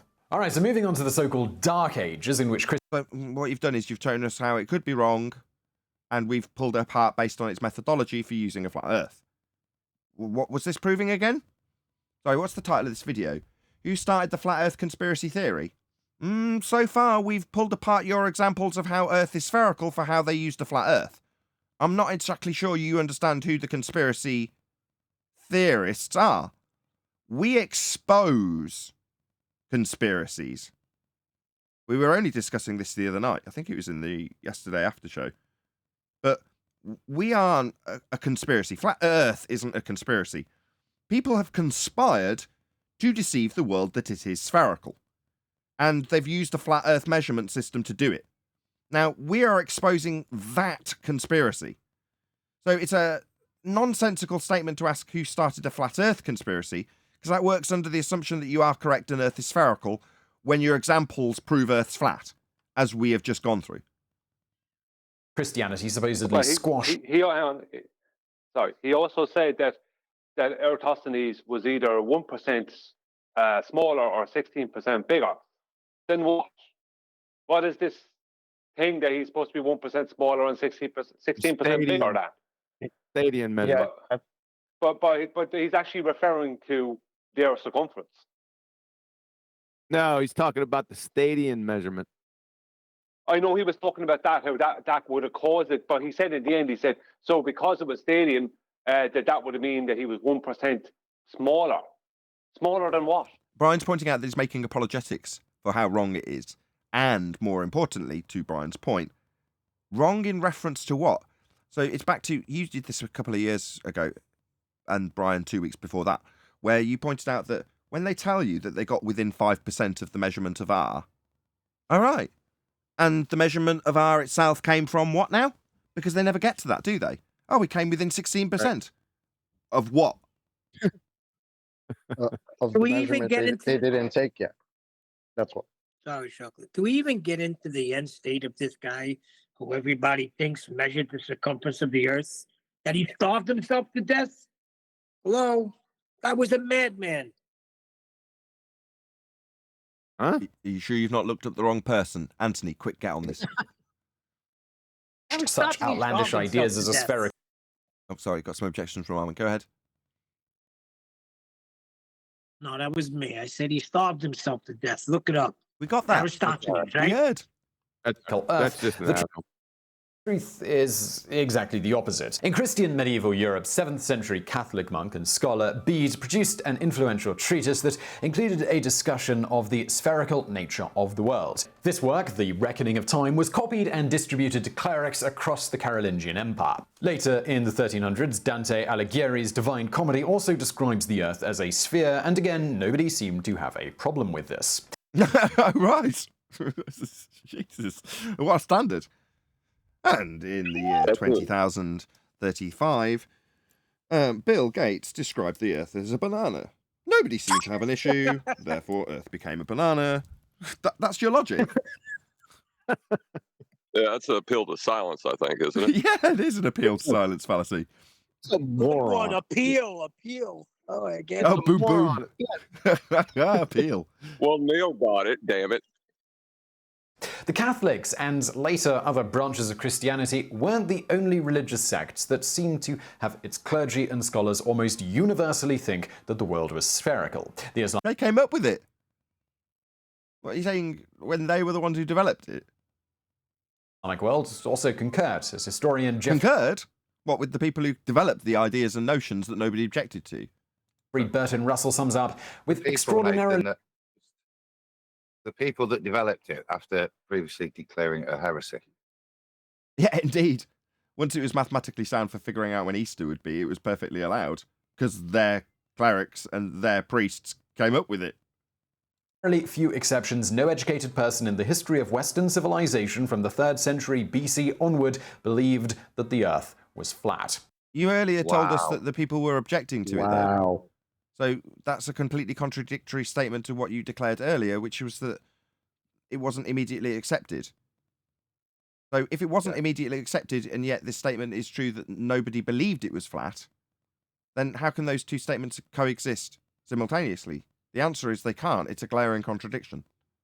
Yeah. He did reference, he's doing himself though, because he's made that statement, but he started out admitting that in the times of Plato, that the Platonic schools didn't believe it. It was only the Pythagorean school, and their thoughts weren't happily accepted. Then follows up with a statement that no educated person. So that would imply that the Platonic schools weren't educated, only the Pythagorean. Total, utter contradiction. Beyond the academics of the Western world, even the most empty-headed sailor knew the Earth was spherical simply by the fact... Really? The sailors that were using elevation angle measurements to determine their position, were they doing it on this giant curve? Or were they establishing a flat baseline with their sextant? See, this is... So we've got... Go on. We've got educated people who know it's a ball, and now even stupid sailors know it's a ball. It's quality evidence. I mean, if stupid sailors know it's a ball, then it must be, mustn't it? I mean, They're what measuring more it flat, proof though. do you need? They're measuring it flat. They're using Yeah. angles to stars and GPs that have 90 degrees below them. So he's wrong. Flat out wrong, mate. Sounds empirical to me. Ships disappear over the horizon with... And were the ships that disappear over the horizon being utilised for anything in any practical way, I ask myself? Did they then look out with their binoculars and go, I use this observation that ships disappear hull first to do something? What do they do with it? What's that? Anybody? Anybody at all? Oh, absolutely nothing. There's just your globe Earth inference that can be drawn for it, which has no useful practical application whatsoever. That's very interesting. Now, when they actually used expensive optical equipment, that would be the lenses attached to things like sextants, they didn't look at them and just infer a religious belief when they looked at them. They used them to not die. Not to worship Helios, because the ships are falling over the edge of Earth. Yeah, you heard me right. You've just told an audience that boats fall over edges. Yeah?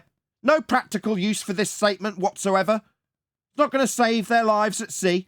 But utilising the horizon you think boats fall over to establish that Earth is flat, to get angles to stars and their GPs that have got 90 degrees to their position, proving Earth is flat. That's something they can practically apply with their expensive optical equipment that they're using to not die.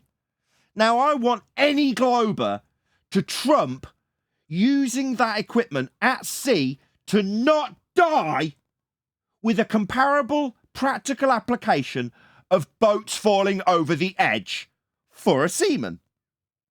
So, just to be clear what I'm asking for, I want a comparative practical use for the observation of an assumption that boats fall over the edge of a globe Earth horizon versus angle measurements to a flat Earth established baseline with the horizon to not die if lost. Let's see how you get on, globe-believing idiots. Earth's flat. That's precisely how it's navigated. People live as a result of knowing that fact. Watching boats fall over the edge of a globe is merely a religious fancy that dumbos like this think seamen who he's never met and is using as an example of people being thick. Use for what? What, they saw boats fall over your globe edge? And then what did they do with that? Nothing. Meanwhile, horizontal baselines can be established to stop them dying. Shout out to Mike. Huygens, Kepler, Copernicus, Galileo were laymen. Yeah, Mike, that's the sentiment, right, Adam? Thank you for the super chat. But Nathan, he couldn't possibly be talking about a physical sphere edge that these boats are going over, right? Because that geometry has been relinquished So I don't know if he's been keeping up to date, flat Earth debate, but he's This not talking about this came out 3 physicality. years ago. Chocolate. This came out 3 years ago. Just to be clear, right? Chocolate's objection's perfectly sound. He's saying, while you might say that these sailors took their religious influences from a non-practically useful horizon with boats falling over it, that inference came from a geometric tangent point horizon that's physical for them to fall over. And that was relinquished back in 2020 because we debunked it with the black swan on screen now. If the Earth was a sphere radius 3959, then every distance to this horizon in this picture could be no more than 1.2 times the square root of the observer's height in feet, putting it much closer to us and making it non-geometric in nature. Response from the globe believers, it's refracted. So, Simon, no. According to your own kind, that's globe-believing numpties, boats don't go over a geometric Earth curve tangent point measured in Earth curve maths to tell us how much it's blocked by when it falls over your globe edge. That has no practical application. Now they go over refraction, debunking all geometric assertions of geometric edges to fall over. Yeah? So if you want to be more accurate in line with your debunked globe belief that isn't useful to sailors, you could say that the boats were observed to go over the refraction. Not that that really proves anything and isn't practically useful for anything either. Especially when they use that exact same horizon to establish Earth as flat so they can get angles to stars to find their position with. With thousands of miles in all directions with 90 degrees to navigatable GP positions below navigation stars that we know the position of above the flat land that they will be measured upon. Because they've got 90 degrees below them at their GP position. That's how triangulation functions. On a flat Earth for a sailor, regardless of his religious beliefs of things falling over edges. Maybe he needs to be told where his belief that things are falling over a geometric sphere edge comes from. Maybe he doesn't understand that. Maybe he doesn't, and I think we should be the ones to let him know. So be sure to let this numpty know. With the kindest of all comments, at Nathan Oakley 1980 sent me.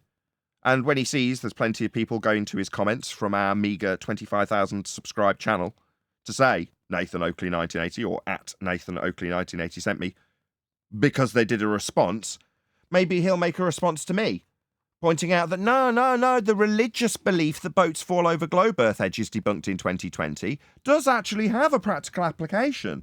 And your inference that elevation angle measurements to the GP positions below stars that are measured on a flat plane because it's a prerequisite in order to get the angle, that's not practically used to save lives at all. Maybe if he was to make such a response, he'd put a link to my video in the same way that I'm putting a link to his. So go and let him know by way of clicking on the link that's going to be going by right now in the live stream chat.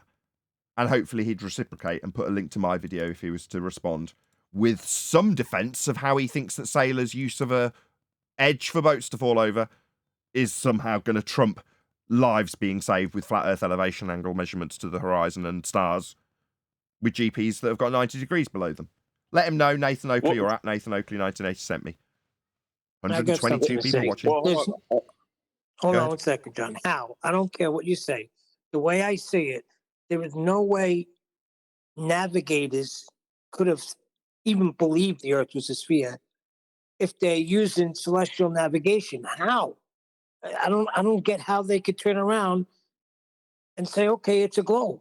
There's no way. Well, hold on. See, the thing is, it's a misapplication and misuse of the mathematics, and it's taking the differential between eye level and sea level as you raise in altitude to construct this sphere. So even the idea that boats fall over the horizon required a flat Earth. To construct the geometry, the geometric tangent point horizon is derived from the differential between surface level, remember that word, the surface level, and eye level. That's what gives you a tangent point in the maths. Where is that tangent point, given that it's had a geometric requirement for surface level? Well, the geometric Earth curve edge is below surface level. Let that sink in for a second. John, I want you to keep repeating this. Not this second, but you know what I mean. Before you do that, maybe this would be a good time to reiterate our number one housekeeping question. Any evidence? I mean, any evidence you can acquire a physical geometric sphere edge horizon? Or any evidence you can acquire an elevation angle measurement from a curved baseline. Which one? Yeah, the formerly known as the curve of the Earth. Any evidence of a physical geometric sphere edge horizon formerly known as Earth curvature? Yeah. Why is it again that it's formerly known again? Just a reminder for this dude, just in case he happens to listen. Because we've only got one horizon. The horizon in the begging the question, proof of nothing, perspective hijacking Earth curve calculator is geometric. It's a tangent point with a straight line to it. That is Earth curve. The horizon we see in reality isn't a geometric tangent point below surface level. So formerly known as Earth curve because the horizon is not only singular, it's not Earth curve. Yeah, because if you take what John, we take what, like, because I know what John has been saying, I knew it from the start. Because the tip it is, the point is, no matter how much over 6R, because they always have to claim, they claim that the horizon is always refracted, but it doesn't matter how much over 6R as you add in, it'll never be a horizontal. That's the point. So it will always be below, even the refracted horizon will always be below surface level, because surface level is horizontal. And they can never have an horizontal because they have an over 6R problem. That's devastating. Even if it was refracted, it can never be a curve. It's always a wobble line, like so based on a straight line, but with like wobbles, deviating from that straight line is what refraction actually is. At no point is it ever a curve. So like it's just wrong in the first place. The moment they say refraction, it doesn't mean that curves suddenly exist. It's just nonsense. It's a refracted horizon as a married bachelor. This is terrestrial refraction, magic refraction, 7/6R refraction. It's not refraction. Yeah, it's not refraction. It's not like inferior mirage or something like that. This is pure mathematical. And it all takes place below surface level. That's the point. It has to take place below I'm really sorry surface to level. interrupt. I'm going to have to clarify this because I'm listening to it thinking that's going to be confusing for an audience member. So it's refraction, terrestrial refraction, 7/6R refraction. It's not refraction. That's what they've just said. Shout out to Goldie, first of all, for the super chat. Really appreciate the support. Kiwi did a really good sort of exercise with this, which is to say, does light deviate when it traverses different mediums? Yes or no? Yes. Is light traversing different mediums, 7/6 of a radius value, also known as terrestrial refraction? Yes or no? No. Right. That's what we mean when we say it's not refraction. Light deviating from straight as it traverses a different medium is Snell's law. That's refraction. 7/6R isn't refraction. It's called terrestrial, otherwise known as standard refraction. Brian and Sleeping Warrior's objection being, you're never going to get a horizontal. Yeah? It's a deviation away from straight as opposed to a perfect curve. Now, in their mathematics, that's not the case because they're not dealing with refraction. It isn't refraction. It's a value based on an R that has a tangent point to it. That's a straight line to a horizon in the maths. So we're talking about how bent the line is to the horizon, which in the maths has a straight line to it. But hang on. I stated it was. I know that's what I'm going to now, Neil. I stated that it was mathematical. See, I have to keep everything I say short because you start playing a video over me. That's the problem. Yeah, Nathan. So that's why I'm not getting to explain stuff. Yeah, but Brian. There is no. Yeah, exactly. Yeah, there is no 7/6R because there is no R because our R is based on the pre-assumption of a geometric horizon that can never be seen and never be geometric because their claim is that it's always refracted. So there is no R value to start with. So that's why it always has to be mathematical because the R value is only in the maths. The bottom so first. It's only a mathematical claim. You stopped and then started again just as I started the video. You were doing that for comedic effect. Then the mask excited. A similar effect is observed when spotting land from a ship. It really doesn't take a rocket surgeon to realize that the sea's surface must curve continually, despite. Really? So let me get straight. Yeah. You can figure out where that Go on. Who wants to go? Because I'm not going to get it, obviously. Well, that is a known Rocket point. surgeon? Yeah, rocket surgeon and brain scientists. You know, I didn't even hear the next point he said because I focused on the rocket surgeon as well, and I was like, whatever he just said next didn't even compute to me. But there is no such thing as a rocket surgeon. No, he has Well, actually the done. reason he No, did no, that- no, guys, stop. I've made an objection that he hasn't offered up a practical application for this claim. No, he's saying this is useful for finding land out at sea. Okay, so his claim is that when mariners get lost, they can see land coming into the distance from the bottom up. Okay, how the fuck do they find the land again? Oh, right, yeah, with elevation angle measurements to the navigational stars that they've got in their almanac, having a really good chronometer on board, having a sextant, and measuring Earth flat. So that they can point their boat in the direction to eventually reify the ball when the land comes into view. Yeah, they wouldn't be finding that land if they were lost, unless they navigated the Earth flat. So while the rejoice, we can see the land coming into view over the hill that we just measured flat. Is that what they'd say? No, I think not. I think when everybody despaired because they didn't know where the hell they were, they'd look to the navigator and expect him to know implicitly that Earth is going to be measured flat with angles. Otherwise, they won't get home. Also, he just said that sea level is curving. That's an oxymoron contradiction in terms. Original D-Rose, thanks for super chat. Don't know about any of you, but I have never and still don't observe any curvature or feel any rotation of the Earth I stand upon. Just saying. I completely agree, neither do I. It's because there isn't any and we're not turning. Also, shout out to D-Rose for the super chat. Amend them. And I'm an old fart that's been around. Okay, well, I mean, fair enough if you needed to qualify that you've been around a bit. Thanks for the super chats. Really appreciate the support. Like this, there really still is a tiny percentage of the world's population who believe that the world is flat. Alrighty, what percentage is that? Not I've a been belief. really intrigued to know how many flat earthers there are. And here you are, 3 years ago, unbeknownst to me, with the percentages for this. Tiny, right? Give it me in a number and then show me how you got the result for that number, that percentage. Can you show us that? Maybe he should go talk to the other guy that we listened to. I don't remember his name. The guy that was running around saying that, oh, because you guys falsely assert that we should even observe this curvature, you guys are the reason that the flat earth community has grown. So maybe he should go have a talk with him. This is, You might at this point. This is about to smash us with science. I mean, statistics.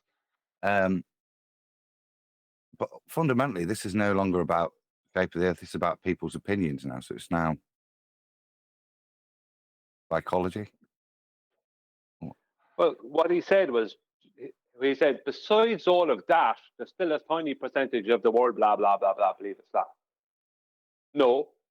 Besides all of what?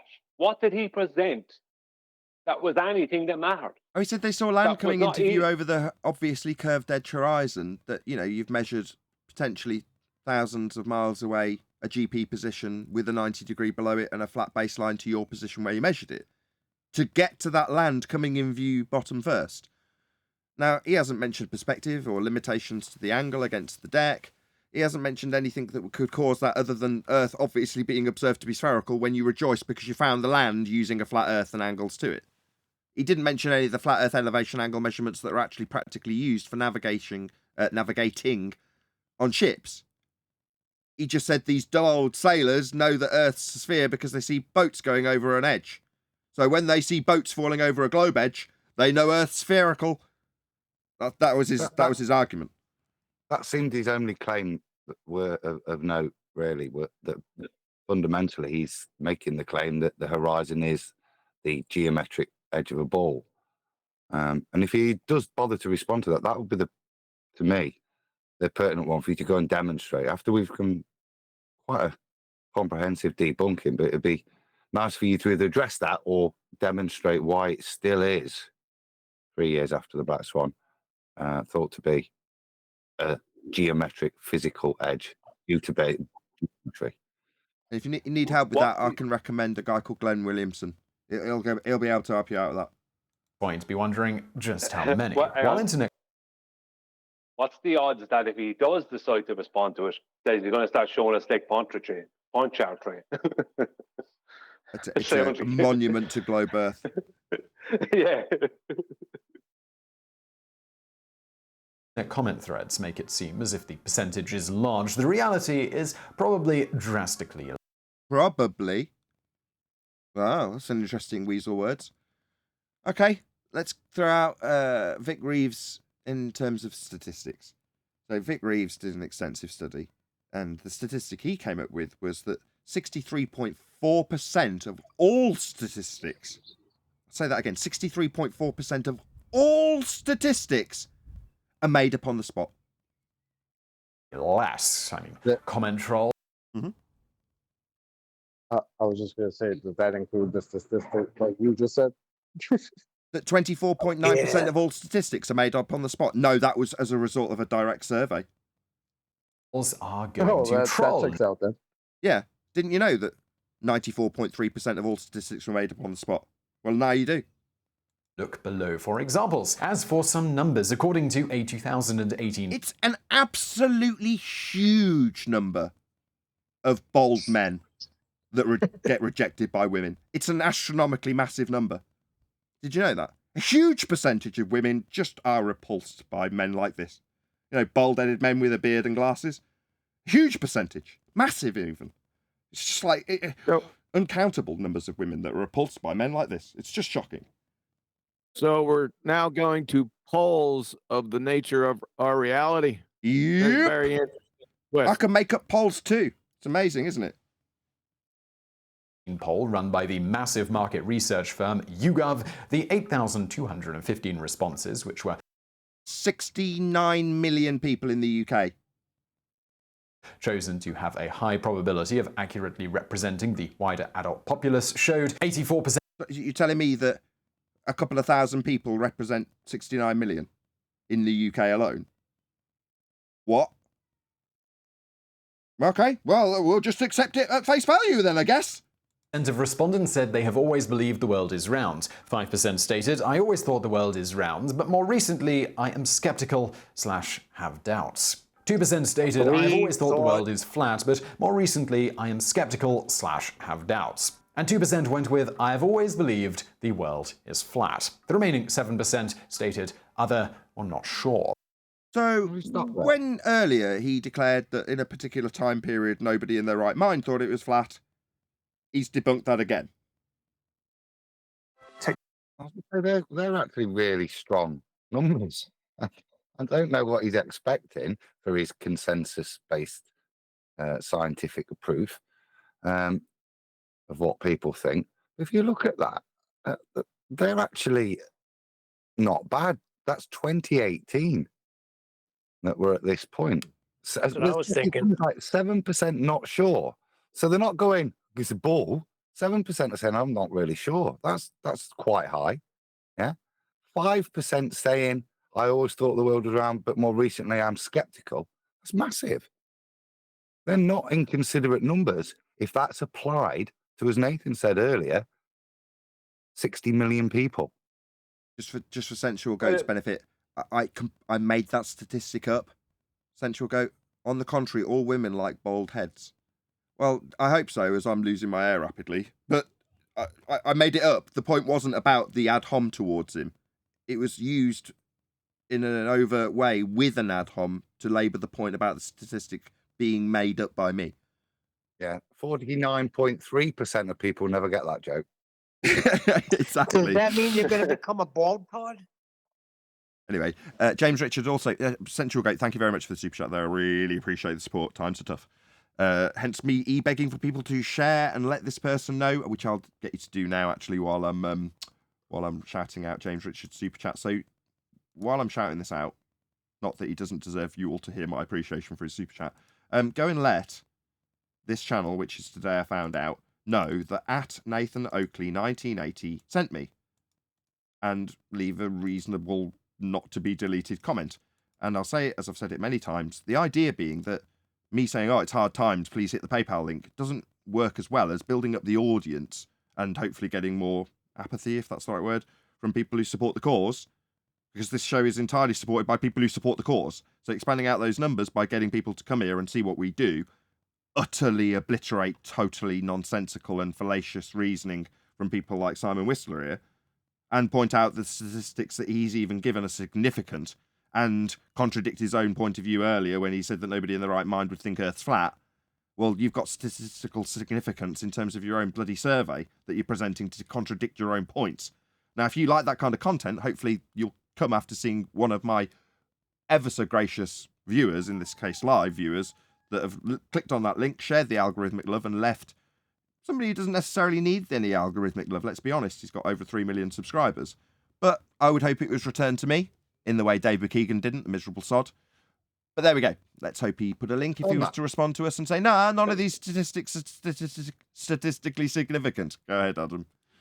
I think just when people are maybe commenting, if they are kind enough to do so, you could maybe say, today I found out that the horizon is not the leading edge of a ball Earth. Perfect. It's not. Shout out to James Richards. He said, the only way to defend the globe is by using profane and vain babblings and opposition of science, falsely so called. Full stop. Thank you for the super chat. Well, the 2% of people in that survey or whatever that said, yeah, that the Earth was flat, or they always believed the Earth was flat, that was that, right? He's either saying that that 2%, that 2% represents 2% of the British population. That means that either 2% of the British population, according to him, are crazy, or there's 2% of the British population that absolutely just accept what they see in reality. That's 1.2 million people in the UK alone that he's saying there. Yeah. Wow. That is not insignificant, is it? That is And that was 3 crazy... years ago. Sorry. That's what I was just going to say. Yeah, on the one hand, wow, that's a crazy number of people that would actually declare themselves as flat, which would automatically infer that given that the current Western world paradigm is that we're not flat, we're on a sphere, that there's plenty of people searching the subject. Then you realise why the anti-flat earthers, given that they have all of the searches directed towards them, do really nicely out of this subject, while I have to e-beg constantly for people to give me PayPals. That's why. We are censored heavily. They get the general interest of the population, which is significant, all directed towards them. What I'd say on that is that when we're looking at those numbers, you see the bottom stat, the remaining 7% other, not sure, they'd be the ones that are trolling the internet for flat earth information. You're not sure. Yeah. You're not going to say, no, it's a globe. You're prepared in an interview or a questionnaire to say, I'm not sure. They're the people that are going to be looking. Now that would equate to 4.2 million people in the UK alone looking it up. Yeah, And the sad thing is, what are they going to find, Adam? Adam's making a point. Bloody hell, Neil. Yes, Adam, where are they all being directed? Go ahead. Well, that is the rhetorical question, isn't it? Where are they? Because this guy's saying and demonstrating there is a massive amount of interest, even in 2018. So, dude, like an appeal to you. We're struggling here. Help with the algorithm. Please give us a link if you do choose to respond. Even before actually getting the numbers, just the fact that they're doing polls on this is funny. I thought we were an insignificant nothing. Yeah, YouGov as well. Not, you know? Yeah. Sad thing is, what are they going to be finding when they do search flat Earth? Not going to be finding this channel. My God. Yes, if it didn't sound like you were trying to make that as your own point, yeah, that was the point of the last 2-3 minutes that you've interrupted, Neil.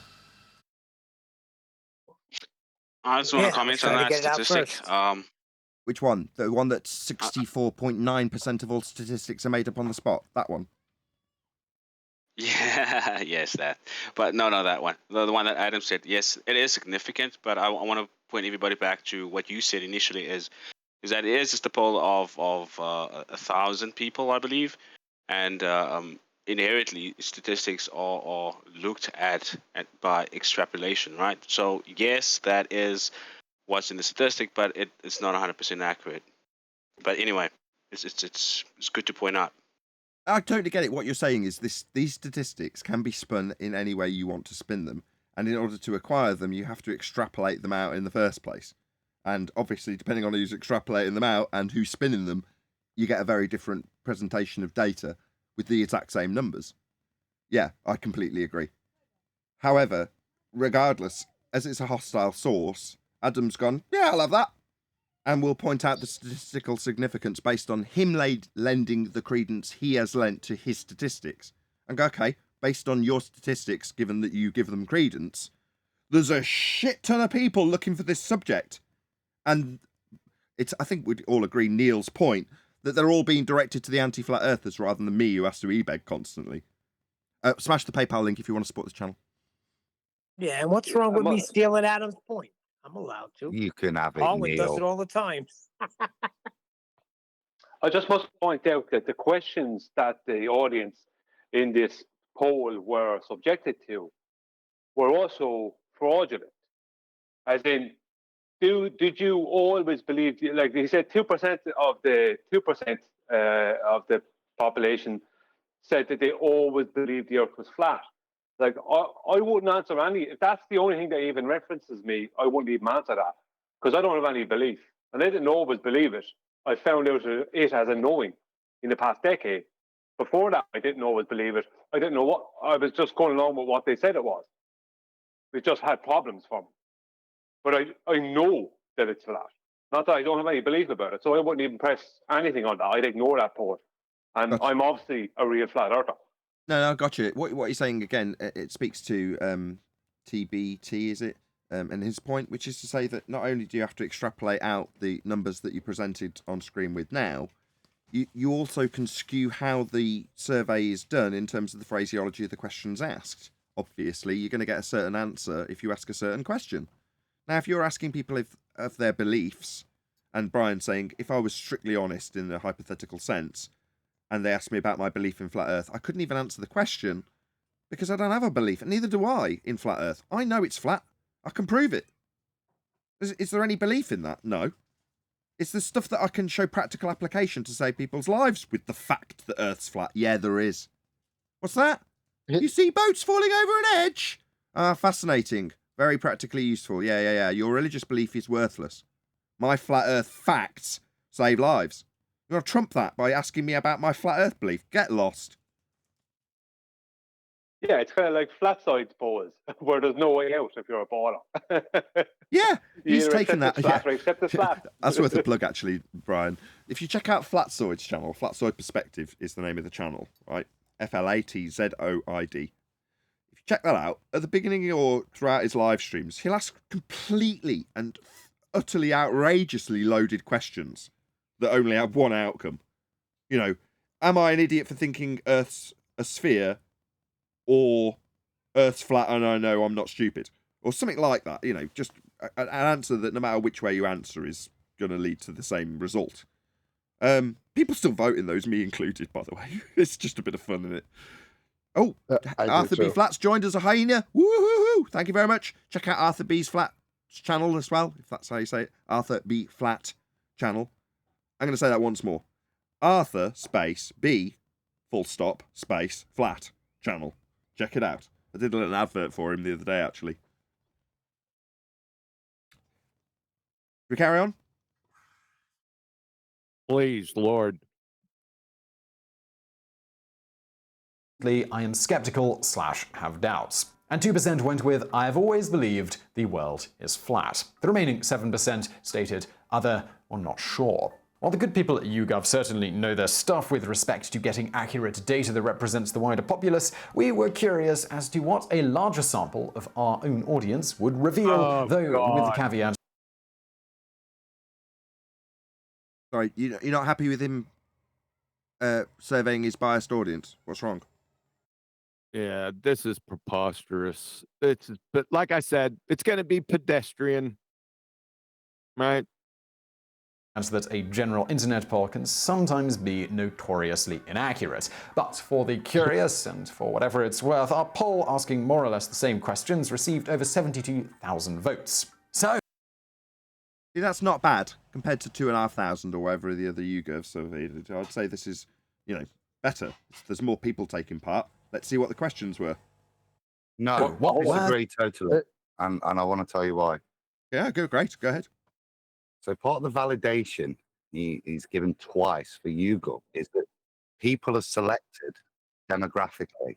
They're not invited to participate out of interest. So you will always get a much bigger skew, as demonstrated for because people will be outraged and will participate. Yeah. So you're going to get more people being negative because they're the ones that are more likely to take part, which is why this next set can't be as valid as a study that's going out and randomly selecting people. Does that make sense? Hold on. I would like to oppose that. If I'm going to get a poll of what crayons taste the best, I'm going to have to go to mentally handicapped people to get that poll. So he's doing the same thing. Yeah, he's already, like I say, your selection now is based on interest, as opposed to your selection being based on demographics of the country. So Okay, what's on age, screen? sex, gender, what social class. That's how these 8,000 people would be selected, yeah, based on that to be representative. So the 50% be working class, blah, blah, blah, all that sort of stuff, yeah. We've got no representativeness assurity in a random open selection until you collate the data, and then you're going to have to skew the data based on certain bits, which is why this data, to me, you're bound to see more negative results because it's being opened to people that are interested. What's on screen? All I was saying here was just looking. I'll search for the YouGov thing. I can't find detail, but they've got all sorts of questions, like do you like ghosts, etc. But the one I've got here is the Earth is flat. All US adults strongly agree, somewhat disagree, strongly disagree, don't know, agree. Net agree is 6%. If we just take on average 6, 7, 7, 8, 8, 10. So I would say call 6%. And what have we got? 330 million, isn't there? So 3.3 times 6, that's 19.8 million people that either agree or somewhat agree that the Earth is flat in America in 2018. Huge numbers. Isn't that question malformed though? Because an aspect of something's shape isn't an agree-disagree question, I wouldn't think. I agree. But they have to put out, it has to be a malformed question when you think about it. I wouldn't worry too much about that. I think it's just the concept, like ghosts exist. I suppose you might need to extrapolate really all there. But John, at the tip of the spear, John, you are so correct. But you have to be at the tip of the spear to appreciate that. And given that most people automatically infer or assume that they are just by default standing on a sphere, it seems at surface level to that guy who's being asked to be coherent. But you're correct. It's a stupid question, isn't it? Yeah, it's like asking Hold on, Chocolate. I want John to reiterate his own point. Go ahead, John. It's like asking your opinion on a true or false question. Who cares what your opinion is? I didn't, right? It's not my evidence. This isn't my support as to why flat Earth's nonsense and why nobody in the right academic brain could ever think it. Yeah, I'm not attacking you, Adam. I'm not. I'm just defending the crap he's put up because it really does provide a strong case, irrespective of what he's going to put up next. The reality of these numbers is millions and millions of people. You know, if you look at strongly agree, somewhat agree, don't know, that's 8%. So that then means 46.2 million people don't think the Earth is definitely a globe in the US in 2018. 46.2 million. What year are we in now? Well, 2023, and some people, including the show host, think through a little section in the internet that I've been fighting to say that we're not. It's out there, and it is shifting. I'm not saying it's that big. I'm saying the evidence he's presented, unfortunately, kicks him in the nuts. Oh, hold on. I've Yeah, got, but I've you're got to all address missing that. something, Neil's yeah. got this way of dropping these things in while someone else is making a point, so that they just get left out there. That's irritating. So I've now got to address that over the top of Adam and then reintroduce him while he's making his point. In fact, I won't. I'll let it slide. Grr. Go ahead, Adam. Let me make my point. Now, the point is, just now, wait your not that turn. Adam doesn't have. Let him round out, and then you can go, Brian. Go ahead, Adam. No, I am done. Look, irrespective of that, or whether he wants to poo-poo the numbers he first brought up, it's a huge, huge number. Even 1%, even 0.5% are massive, massive numbers. And like always, he's going to want to flatten his curve, isn't he, with his next, as I've just explained, skewed survey. I just want to There's get a you to reason give a surveys are done in the comparison. way. Goldie will appreciate this. Right, just wrap my tongue around the word. For the statistical comparison of it, can you go and dig out percentage of members of Scientology versus populace for a given area like the States in this example? Could you do that for me on the fly, Adam, do you think? Because then it would give the audience a comparison. How many flat earthers are there versus how many Scientologists there are? Because Scientology is something that almost everybody in the audience will be familiar with. Registered religion, gets a lot of bad rap, it's in the press all the time. Its members are, you know, if you were looking at that subject, you'd know who they were. Now, what I'm saying is there's a very big difference in terms of the PR, even though people decry Scientology, compared to the tolerated bullying that a flat earther can accept. You know, they've got their own little mock FBI on their side defending their honour. We just are allowed to be prejudiced and ridiculed and, you know, bullied, quite literally. Cyber bullied, whatever you want to call it. But if you can give a comparison in terms of the numbers, it might give the audience, and you'll have to forgive my analogy in this regard, but there's a scene in, I think it's called An Ant's Life. It's quite an old movie from the 90s, one of the first, I think it's Pixar movies. And there's a point where the ants, who are basically being bullied by a very, very small number of grasshoppers. Now, the grasshoppers are big, physically big, compared to the ants. And they push them around, get them to do all the harvesting, and basically live off the hard work of the ants. But there's a certain point where the ants realise that there's tons of them, that they can easily overpower the grasshoppers. Now, when you look at the playing field that we operate on in this arena, Flat Earth, on the internet, you'll get the impression, contrary to what Simon Whistler's just said, that there's a lot of people who oppose us. Now, by their own admission, our opponents will happily disclaim that they've got hundreds of sock accounts to spread the word of anti-flat earth truth. And they'll admit to that more than willingly. Now, if you use that in analogy, me with my, yes, I've got lots of YouTube accounts that are all active with material on them and, you know, gaining views and subscribers. I've got 5 of them. But that's not 5 sock accounts, that's 5 accounts. As opposed to someone with 1 account creating the impression that they're massive. A grasshopper. Big. In numbers. And they're not. Now, the prejudice that is created by this false impression that there's loads of people out there ready to ridicule you if you come forth as a flat earther, I just don't think it's the case.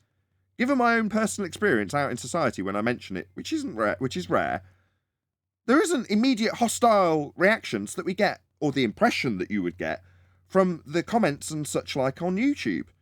It isn't the case in reality. Now, if the audience were aware that you're not alone, and just how much you're not alone, you might be less fearful of the societal reaction to you being in acquisition of the knowledge that Earth is obviously, observably, measurably, and navigatably flat. You won't concern yourself too much that just saying that will mean the guy at the bus stop suddenly spits on you. or says that you should be castrated and that you shouldn't have children, or you should jump off a building to prove gravity. I'm so glad you're all catching on. I'm just buying time for Adam actually to get some done it, statistics, Nathan. Neil. So if we just take here, just to strongly agree, which is 3% of the US population, so that comes out at 9.9 million. Into your mic, What please. it's saying here in terms of Scientology was from an official, so from themselves, the Scientologist Church, they claimed in 2007 to have 3.5 million members. However, City University of New York did a study and they concluded that in the US, only 55,000 people would identify their religion as Scientology. So take the upper figure. It's still a third of the people that strongly agree. So there's 3 times more people that would strongly agree to being a flat earther than there are stated by Church of Scientology itself. There's 3 times more flat earthers. There you go. That's something that people can quantify and get sort of their cogs turning. You know, how alone am I? Well, not very, by the sounds of things. We should do flat earth water. If you're in your average supermarket, by the sounds of things, right, at some point in the day, there's going to be a flat earther in that supermarket, no matter where you are. Well, can I just make the point I wanted to make about this guy? Even though the statistics are good, I'm enjoying what Adam is showing and what you're pointing out, Nathan. But there's something I think you've kind of missed about this guy. Now, Quantum Racer doesn't care. I know he doesn't care. Right, so I'm not going to include him. But this guy definitely looked back then at these polls. He definitely did. And that's why he's now bringing in his own poll, because it terrified him what he saw. So now he has to bring in his own poll to try and poo-poo the very thing that's supposed to be supporting him, which are public polls. Now he has to create his own one because the reality, which we don't even know if it was even skewed. No, I can't let you divine his intent. That might be, we might be able to glean that from this next example, but we'll have to listen to it first, Brian. But you are divining his intent at the moment. I'm sorry. Well, there's no other way to see it, Nathan. Exactly, Brian. There's no other way to see it, Neil, is there? Why does he need this sort of his own personal poll? Hold on. He has these. Let me check. Something's coming to me from your crystal ball. Hold on, Brian. I'll let you know the alternative. Oh, shut up, Nathan. Yeah, shut up, Nathan. Go on, off you go then. Well, approximately, here we go. 96% of respondents stated that they firmly believe the world is round. 1% went with, I used to firmly believe the world is round, but now have doubts. 1% voted for, I firmly believe the world is flat. 0% stated, I used to firmly believe the world is flat, but now I have doubts. 1% noted, I am not sure what I believe on this issue. These numbers... I'll take those. Bullshit. No, I've got a mathematician who loves this. Let him do his thing. Go ahead, Adam. Well, I'll take those numbers. 1%, like I said, that is still US 33 million people. 33 million. What did we say? The sorry, that's 10%, isn't it? It's 3.3 million. So that still makes it equivalent, to the Church of Scientology's own claims. Yeah. Right. Because I have actually done enough research. Hold on, this is the first time this has ever been useful. I have actually done enough research into Scientology to know that their claims, the Scientology Church themselves claims of how many members they have is vastly overinflated. However, knowing that that is the case, the overinflated numbers of Scientology match the biased survey that this guy took in terms of numbers. So even if you take the absolute worst case scenario from a biased source that's been invited to partake in the survey versus the overinflated numbers of Scientology's claimed members, they're the same. And the number of people that used to believe the world was round, but now have doubts, and these are the, you know what I mean? This is what's interesting, is also equivalent to the number of people in the Church of Scientology. Another 3.5 million, or 3.3. Yeah, that's massive. It's There's massive. so to say that statistic again, you're saying there's as many people who used to think Earth's a globe but now don't or have doubts as there are members of the claimed Scientology Church. Is that correct? Yeah, that's according to this bias poll. Yes. Interesting what you can do with statistics. There's something else there you're looking past. What's that? There's 0% of people who say they used to believe it's flat, but now they think it's a globe. And of all the people what he said. If you look at the game, what he said is that there's nobody who went and decided it was flat and then went back to being globe. Brian, that's because they didn't ask Ranty. Yeah. But from the statistics, he's saying once you're flat, you don't turn back. That's what this shows statistically. Doesn't it? Percent stated, I used to firmly believe the world is flat, but now I have doubts. 1% noted, I am not sure what I believe on this issue. These numbers seem surprisingly reasonable so for an there's online another poll one. when comparing. Yeah. I'm not sure what I believe. How many million is that?